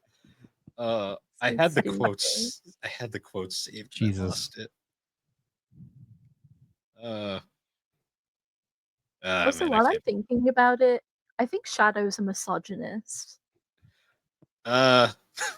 Maybe. Because state your argument. Well, he doesn't care about Rouge until he's like, I'm thinking of Maria now. Maria is also a woman. Maybe I should care about women. And then he goes and rescues Rouge. And the same thing happens again with Amy. Yeah. At the end, where he's like, oh, they can all die. I don't care. And then she's like, no, Shadow, you should be good. You should help people. People are good. Yeah. And then he thinks of Maria again. And he's like, maybe you are right of a random woman. And I'm like, you know when people use the argument like, oh, you wouldn't like it if that happened to your sister or your mum. It's like, they can just be a woman who matters. That's one of my favorite women to Maria to think they have value. That's one of my favorite Tails moments too, is when they try to trick Eggman with the fake Chaos Emerald, and he puts down the emerald and he sends Sonic out into space. He's like, Tails like, how did you know it was a fake emerald? He's like, because you just told me, Fox boy. You wish you would have said like motherfucker. You just wanted him to say it. Yeah. I always loved Dean Bristow when he would just get really fucking dark for no reason, like in Adventure 1, that famous go away before I make mincemeat out of you. Like, what a line for no reason. I love it. So good. And that concludes the main story of Sonic Adventure 2. God damn. So what a fucking journey. But we're not done with this one yet. So so Bill, tell us about the battle section, because I've never done the multiplayer in this game. Ooh. So you get a couple choices. You can either do head-to-head Sonic and Shadow racing stages, including double snowboard city escape, which actually lags the console. Ooh. Like it lags. Oh man. Oh no. I need to try that. Also, fun fact, in the Dreamcast mode, you have to unlock pretty much all the multiplayer stuff through playing the game. In battle, it's pretty much all unlocked from the start. The other major difference is in the Dreamcast version, Big the Cat is one of the playable characters in the battle mode. In battle, they erase him and replace him with Dark Chow. I didn't know that. Big was on the villain. Big was one of the villains. He was in the Wait, the villains. but who was the good Chow? Did he just beat up a Chow? Yes. What? It's very random. Yeah, because there's the Bigley Cat was beating up Chow. they kind of just they took Froggy. they kind of just. I understand why they got rid of Big because he made no fucking sense. Yeah, that doesn't make any sense. No. They also erased Big entirely from battle. Like he's like just missing from all of the all his cameos. Because I love his cameos. My favorite one is during the Knuckles and Rouge like cutscene after their boss fight at the end of the game, and sometimes he's just running back and forth on that pillar for no reason. Like, where did you come from? How did you get to space? Where did you learn to fly? He's looking for Froggy. When Tails goes to break Sonic out, and you just see Big in prison. Yeah, Big's in prison, or in like, some of the shadow levels, he's just sitting on cliffs, just chilling. And I'll just always love to see escaping Big the Cat, or like the gun truck just swallows him up. Yeah, the gun truck runs him over. Just destroyed by the truck. I don't understand. I don't understand why they got rid of the Big cameos. Those were so charming. Yeah, that's so good. Again, I think it was just so many people hated him. Yeah, there was a lot of hate for him at the time. Yeah. But oh no, go ahead. I was gonna say the Knuckles and Rouge multiplayer, which fun fact, in the multiplayer in battle, you get additional characters that aren't playable in the base game, and because I actually have the manual, I can bring it up. Please do. And I would love to talk about those too. Because the choices are interesting, to say the least. So obviously we get the main heroes. Where's the multiplayers? Here we go. Here we go. This is great. For the speed characters, you get obviously Sonic and Shadow, and then you also get Amy and Metal Sonic. So you can play as Amy, and and Amy is broken as shit. So I have to bring this up because during the fights, the whole gimmick is you'll occasionally get little you'll get little hazards that you can throw at the other player, special freeze attacks. or throw a tornado or this. Amy gets them every fucking 3 seconds. It is ridiculous. Yeah. You basically have to collect a certain amount of rings, and for Sonic and Shadow, they have to collect 20. I think Amy has to collect 10. 10. So she will just spam attacks. Yeah, and you basically can just basically permanently just nerf the other player into submission. It is so dumb. That is amazing. So moving on now to the mech walkers aren't super interesting. It's a Chow Walker and a Dark Chow Walker. In the Dreamcast version, it was Big the Cat as the Dark Chow Walker. I don't understand, but hey, why not? He looked fatter there. What happened? And then bigger the cat. And then my favorites, the absolute most random ones that make no sense at all, but they're funny. For the Knuckles and Rouge, you get Tikal and Chaos. I love it. I love it so much. Playing as Chaos. What? Yes.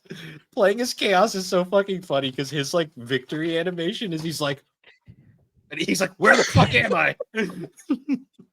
That's an appropriate response. And my favorite part is they also have attacks where you can freeze the other person or shoot them with something. Chaos doesn't have any voice lines because he doesn't speak. So all of Tikal's voice lines are just clips from Sonic Adventure 1. They couldn't bother every bringing single it back. one. Yeah, literally just none of them make sense. Thank you for playing. He just chopped it up. It's so good. This sounds like a terrible 2-player mode that I need to play. Oh, it's amazing if you actually have people to play. Amy's instantly banned because fuck that. But no, I want to be Amy. Unless you don't tell. Well, you don't tell anybody the first time, and then you just watch their dumbfounded faces that you just wreck them. Yeah. But multiplayer, it is both the best Sonic multiplayer and the most pointless Sonic multiplayer ever. Yeah, Sonic has not really ever landed multiplayer correctly, in my opinion. No, it's just too hard for that style of gameplay. Yeah. Oh, you can also race the cars. That's another multiplayer Yes. thing. Oh yeah. Who cares about that? Yeah, Sonic Drift, whatever. But speaking of landing things correctly, it's about time. The Chow Garden. The Yo, Chow So Garden. it appears in Adventure 1, but it really found its footing with Mhm. Adventure 2. Now, I have barely ever touched the Chow Garden because I don't give a Well, you It's didn't just- want to go. those in there aren't as those Eggman. just Ever said. they're just not my kind of games. I They're just love- not my kind of games. That's I- all.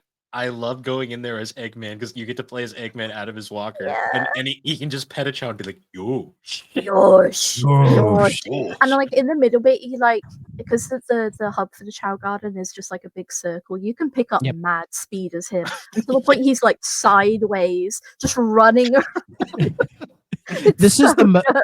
For this was the most I ever indulged in the Chow Garden for this. Like figuring out like, oh, like you get the keys and then that's like the eggs hatch and then Mhm. you get those little like vials of liquid and you use those to shoot Chaos. the stats and You pump them Chaos full drives. of steroids. Yeah. basically, and don't worry, buddy, and Don't you go to worry, the buddy. school and Or- name them and participate in races and fight or you and could be an shit. And I'm like, absolute- and I was playing and I was like, I still don't give a shit about this, but I totally understand why everybody fell in love with it. Okay, Or you I can be an totally do. absolute monster and just throw them against the wall or drown them." And like, I people do did this. that accidentally Well, because petting and picking him up is like the same button, and like the context for Yeah. like which one it is cloudy at best, right? Mhm. So many times I would try to pick him up, but I would just pet him. And I would start like mashing it, and then one time I Yeah, did, and no. then threw him, and I was like, "No!" And then they start like crying and cowering, and I'm like, Oh, no. And I petted him for like 3 minutes to make him feel better. What's a really felt so crazy bad. mechanic too is if you're a hero character and you throw them against the wall, they slowly become villainous. Yes. Yeah, I knew Yeah. about that. Like They it's start such getting a like devil horns and shit. yeah, because it's Mhm. like super crazy. Because like it actually gets to the point if you're a villain and you start like being a villain to the chows, they become hero chows and they start running from you in terror. And it's like this is like there was some sociopaths that played the Chow Garden back in the Like, day. they Just have did a this. Sonic a fans are life sociopaths. cycle. Yeah. I mean, And they Sonic have a life fans. cycle where they're supposed to like reincarnate, but if you treat them badly and like hit them, they just die. Don't come back. It's so dark. It's really dark. But it is crazy how popular the Chow Garden became to where Love people Sonic. are like, I only play Adventure 2 to get to the Chow Garden. There Right. was a lot of people because it gets super expansive. Like there's this like hell section Yeah. and heaven section that you Yeah. can go Yeah, later. yeah, I've heard of it. Yeah, It's really good. And like you have Chow Karate and Chow Mhm. Racing. Chow, and like you Chow have Racing to was fun. people That was to, fun. I like to that. 100% it. You have to do it. So Mm. Yeah. So and people all the time clamor for Sega to bring back the Chow Garden, right? To the point where, if you think about it, you're like, why have they never bothered? Because they know it would do well. Yeah. People should love make it. I It's would need it popular. to be good though. I would need it to be like Yeah. like soul put into it. Like, because let's be honest, if they did it now, it would be a Mhm. gotcha mobile game. That's exactly what it would be, Yeah. and it would make billions of dollars, and everyone would hate it while they Yeah. would feed money into it. I would- can already see it. I would be like, giving them their money while complaining about it. yeah, like a Sonic fan. Yeah, yeah, yeah. That's what Sonic fans do. Exactly. This sucks. Take my money. So, but yeah, the Chow Garden is very iconic. People love it, and it kind of caps off this big entry that is Sonic Adventure Well, 2. Mhm. Yeah, and I guess to end it, we can briefly mention DX because it Yeah, exists. yeah, D-Generation X, suck it. I love this image of Eggman on the back. He's like sinister as fuck for no reason. Yeah, that's the guy who's gonna make mincemeat of you. I know. I'm like so used to DX now because I've played the Dreamcast version, obviously, and the GameCube non-DX version, but it was so long ago now that I like can't remember the differences because I'm so used to DX now. So I'm It's gonna for need you adve- guys for to adve- tell me what's different. Yeah, for Adventure 2, I played the Xbox 360 port, Mm-hmm. which is I think it's just a port of the Dreamcast version, pretty much. It's You either can buy the battles, you can buy the battle stuff, but it's like a DLC, Oh, Yeah, which is interesting. really weird. Yeah, I They didn't did buy that- it though. They did that for Adventure too, where like the later ports of Adventure are clearly DX graphically, but like you have to buy the extra stuff. Yeah, it's so Okay. money, right? But None. the differences between Adventure and Adventure DX are actually a little interesting. They Yeah. retouched up everyone's models. Like all the models look way more high quality, but somehow And way worse at the same Yeah. I time. was gonna say that's hate interesting considering they're not great. I hate them in this game. I hate how they look. like they look they're higher poly, but they have no textures at all, and they're all super yeah. shiny, and they don't fit the rest of the game. it takes away all the character that the original That's models true. have. Also, you know? they didn't update Big or Gamma because why bother? I mean, you can't beat perfection. That's or true. or Eggman. That's true. Another difference is they a lot of the textures throughout the game are different, which I found out is apparently a technical thing where when they were porting it to GameCube, they thought because of the mini discs there would be less space. But in reality, mini discs actually have more space than a GD-ROM. That's what I was thinking. Yeah. So that's why a lot of the color, like one of the notable ones is the Station Square trolley is blue, I believe, in the main in Adventure, but in a DX it's red because that texture is just gone, so they had to use another one. Oh. Oh, Sega. Also, you can tell they were in the shits in the early 2000s. Also, because of a lot of the changes to the graphics, this is where a lot of the glitches that become more prevalent in each port show up. Like, Sonic can clip through very specific points in the levels, which certain Let's Players like to exploit to make the game look worse than it is. Just gonna say. Anyways, Game Grumps. Yeah. Yeah. My favorite of all time is there's a cutscene where Sonic is right before you go into Twinkle Park and Eggman. I'm not Eggman, and to follow Amy. There's a point in the original game where he walks in. Because of his new model, they didn't properly rig it, so he just slides across the ground at one point. Yeah. I remember that. There's an infamous scene where after Big gets Froggy back finally for the final time, and he's like kind of like holding him back and forth like this. They've somehow messed up the frame rates between Froggy and Big. So Froggy will independently. Yeah, Froggy will be over here and Big's hands will be over here, and they're like doing this shit. Yeah. It's like how it's kind of symbolic of their relationship if you think about it. And then some actually good additions. They added little Cream the Rabbit cameos throughout the game, which are kind of love Cream. I miss Cream the Rabbit. What happened to her? Seeing her cameos in the DX port to Steam, she glitches the fuck out. She looks like a lightning bolt. She comes on the screen and she's just stretched across. It's like, what is that? But I miss Cream. Whatever happened to her? This franchise became anti-friends for a while, and not all of them have come back yet. I going to school. I've always had this theory that they took Cream's personality and put it into Amy. Because Amy was always kind of a bit of a prick, right? But Cream was always like the super sweet, happy, you know, love, like her story arc in the Advanced trilogy or the Advanced like 2 and 3 is beautiful, and it's like, oh, you know, she's such like a sweet, caring individual. But then Cream disappeared, and then Amy started becoming. They brought her back more and more, and they gave her the sweet personality, especially in Superstars. So I'm like, they just made Amy Cream and just got rid of Cream. Probably because they were like, do we need another Tails character? And I'm like, yeah, but she has a chow named Cheese. I think He's a fucking beast. He's great. I think a lot of it too was like, especially during the 4Kids era, her voice was the most grating thing in existence. I'll never forget that voice. The Cream 4Kids is era. fucking hench because she can carry Amy and Big. Oh yeah. Yeah. She's great. She's like Cream's one of my favorite Sonic characters. She is downright essential in fucking Chronicles because she is the healer. And if you get the right Chow combo, she breaks that game in fucking half, and it's And as we all know, amazing. Chronicles is a really good game. It's I don't have enough time to get Fuck into Mass Chronicles. Effect. I unironically love Chronicles. I love what Chronicles play could have Mass been. Effect, and maybe you'll have a different Chronicles I want to talk about at some point because I love what that yeah, game could have been. I need to sit down and play that game. But God, where was I going with this?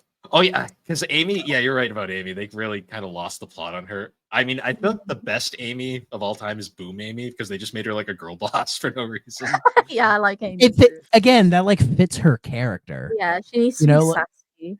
Yeah, like she's sassy, and when like say Sonic Superstar, she's not sassy at all. And I'm like, this is wrong, you know.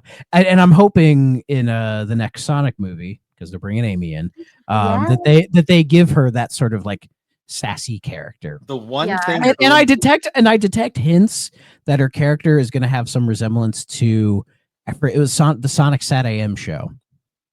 Ooh. Well, I mean, if they want I detect hints of that. If they want to be really good, they should just make her Fleetway Amy. That's like the best Amy.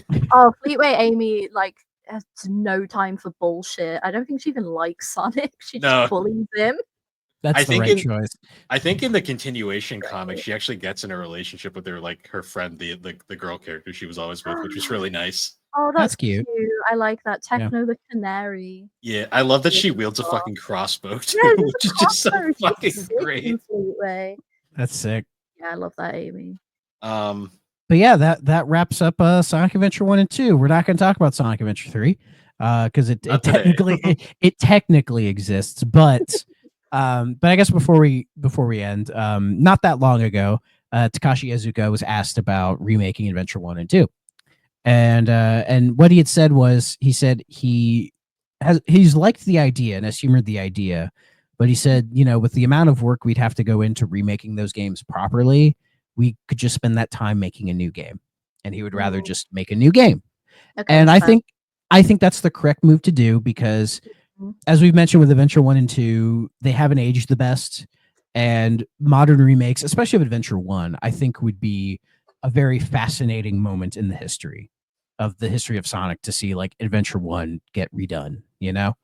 But me and Bill have talked about this before, and it's, I think both of these remakes would be so scrutinized and criticized to death, even if they were good, that it almost negates doing them in the first place. Yeah, I think I would literally rather just not have them, leave them as they are. Yeah. Like even if they kept the games the exact same, but just made them look better, like gave modern HD visuals, people would still bitch. Yeah. They find these are Sonic fans. They would find something to complain about because Sonic fans, the biggest key thing with Sonic fans is they have no idea what they want. Yeah. And that's kind of the problem. That's true. But he's never ruled out a proper Sonic Adventure 3. He's never ruled it out. Even though it already and I know, but like, you know what I mean? So, but like the idea of them, like, would they ever return to Sonic Adventure? I don't think they ever would, because I think Sonic Adventure is more than just like the name. You know, it represents this specific time in Sonic history. It represents a specific style of Sonic 3D gameplay that they've moved on from, right? Yeah. Like playing these games, it made me realize I'm a boost era boy. Okay. I am a basic bitch. Give me a boost button to just whoosh and zip, and I'm a happy guy. You know, I mean, Colors and Generations is, and even Unleashed at the day stages is that sweet spot in 3D Sonic. I'm a Boost hater. I know you hate Boost because, like, to me, the best 3D Sonic ever is the day stages and Unleashed. They are incredible. I think I love them to death. Sonic game as just a game overall is still Colors. I really liked Colors at the time. I think Colors is great. I do like replaying it. I'm like, yeah, I love this game. It's too much 2D for my taste. It is, but I think it's like introducing the Wisps. I think is a really cool new thing that I wish they would do more with. You know, like I like that whole concept, and it's a shame they never did like a proper Colors 2. You know, like a more 3D Colorsy kind of a thing. You know, and then of course we got Generations, which I think for most Sonic fans, it is considered, like one of the best games in the series, because it really feels like the proper way to celebrate Sonic while also making a really solid game out of it. It's really, but you have to like the Boost era to like it. It's really ironic that games like Lost World and like Forces to a degree hug nostalgia way more than Generations ever did. I need to play Lost World properly. I bought it on Steam on a whim not that long ago to see if it would even run, and it runs just fine. I played like the first 2 levels, and I was like, I'm not sure. I need to sit down and play it properly, because I feel like I needed to know. But like Forces, I want to replay and just like 100% Forces just to get out of the way, because I beat that game in one day. Like I bought it in like the morning, and then I beat it by the time I went to bed, because I was like, I just want to get this game done with. And the only reason I took longer in that game than I should have is because I spent way too much time customizing my character. Oh my god, that's such a you thing, yeah. And I think they messed up the character creation in that, but that's another story. But like Forces is kind of, to me, Forces is everything that's bad about the Boost era. It's all the bad stuff that the Boost era has, which I know it's not perfect. It has its flaws, but Forces is literally the definition of the most middle of the road Sonic game I think ever. Yeah, and then when they pivoted to make Frontiers, I think that was the right move. And and again, it's not a perfect game. It has some problems, but from what I've heard through the grapevine, they are working on Frontiers 2 proper. So who knows? Maybe maybe by this time next year we'll see Frontiers 2 properly. It's been enough years to where I think they could show us something. They're taking their time. Hallelujah. That's the best thing about all this new Sonic stuff, is that they are taking their time. Yeah. They're letting it cook, so that when we get the finished product, it feels right. You know what I mean? Exactly. But Jelly, give us your hate on the Boost era. Go. Oh, I hate it so much. It's like, I just let me run and go fast. I don't need a button to go fast. Like in 1 and 2, if you play well, you gain momentum. If you play badly, you lose momentum. I want to earn my speed. You know what I mean? Like, I know. So when I first played the Boost games, I was just like, not for me. Don't like it. Although that said, I've never played Colors, so maybe I should give it a go. Ironically, Colors is the least boosty of the Boost era. Oh, okay. Yeah, I think you'd like Colors. Genuinely, I need to try Colors. I played Unleashed. I did not like it. Unleashed is a weird beast. I understand. Yeah, and I showed you my tier list, and I put Generations in C tier. Yeah, that is a controversial take. Absolutely. Not as bad as that one tier list we looked at, though. That had Forces at the bottom in its own tier, and I was like, okay, buddy. Like, Forces is not the worst Sonic game. Not Forces is fine. It's serviceable. And they had 06 and C. Like, I was like, okay. They had 06 above Heroes.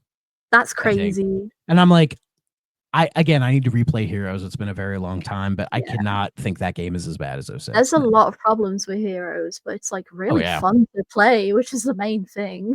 Yeah, it has a couple fatal flaws from what I remember.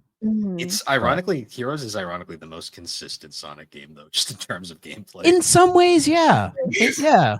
Because there's literally one gameplay style, and it's the trio. Well, they have 3 styles. They just shove them together in one. Yeah. Yeah, that's true. Yeah. Yeah. The only real weirdness is Chaotix, because they do missions, but that's... Yeah. But yeah, that is the craziness of the Sonic series, and I think it is kind of culminated in the 2 adventure games, which are, very fierce talking points in this series, for better or for worse, And as somebody whose favorite 2D Sonic game is Sonic 3 and Knuckles, and whose favorite 3D Sonic game is probably Sonic Generations, these games represent a weird middle ground where it does a little bit of both, And I've gained a newfound respect for these, particularly for Adventure 2 and some of the quirkier bits that I've always not really cared for. But yeah, they're pretty good. I will say, when I replayed both of these for this episode, there was never a point where I was bored. like there was never a point where I was just wanting it to be over. I had a great time all the way through. Very rarely I've been bored playing a Sonic game. Very rarely. Even if I'm replaying Sonic 2 for the millionth time, I'm always engaged, man. Just because I know that game and I love it to death. No, 100%. But I think that's going to do it for us. It's been almost 3 and a goddamn half hours talking about Sonic. So I think we'll call it. So if you made it to the end of the episode, good job. Here's your own emblem. I'm going to put in the little. I'm going to put in the emblem sound. Here you go. Good job. So we want to thank good old Super Jelly for choosing to make their podcast debut on this bullshit. So thank you very much.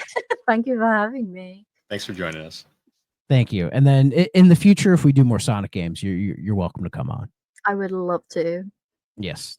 I'm going to make you replay Generations. Especially if we talk about Shadow's game. Oh, I would love to do a Shadow episode because I could literally probably go 4 hours talking about that game. Let's do it.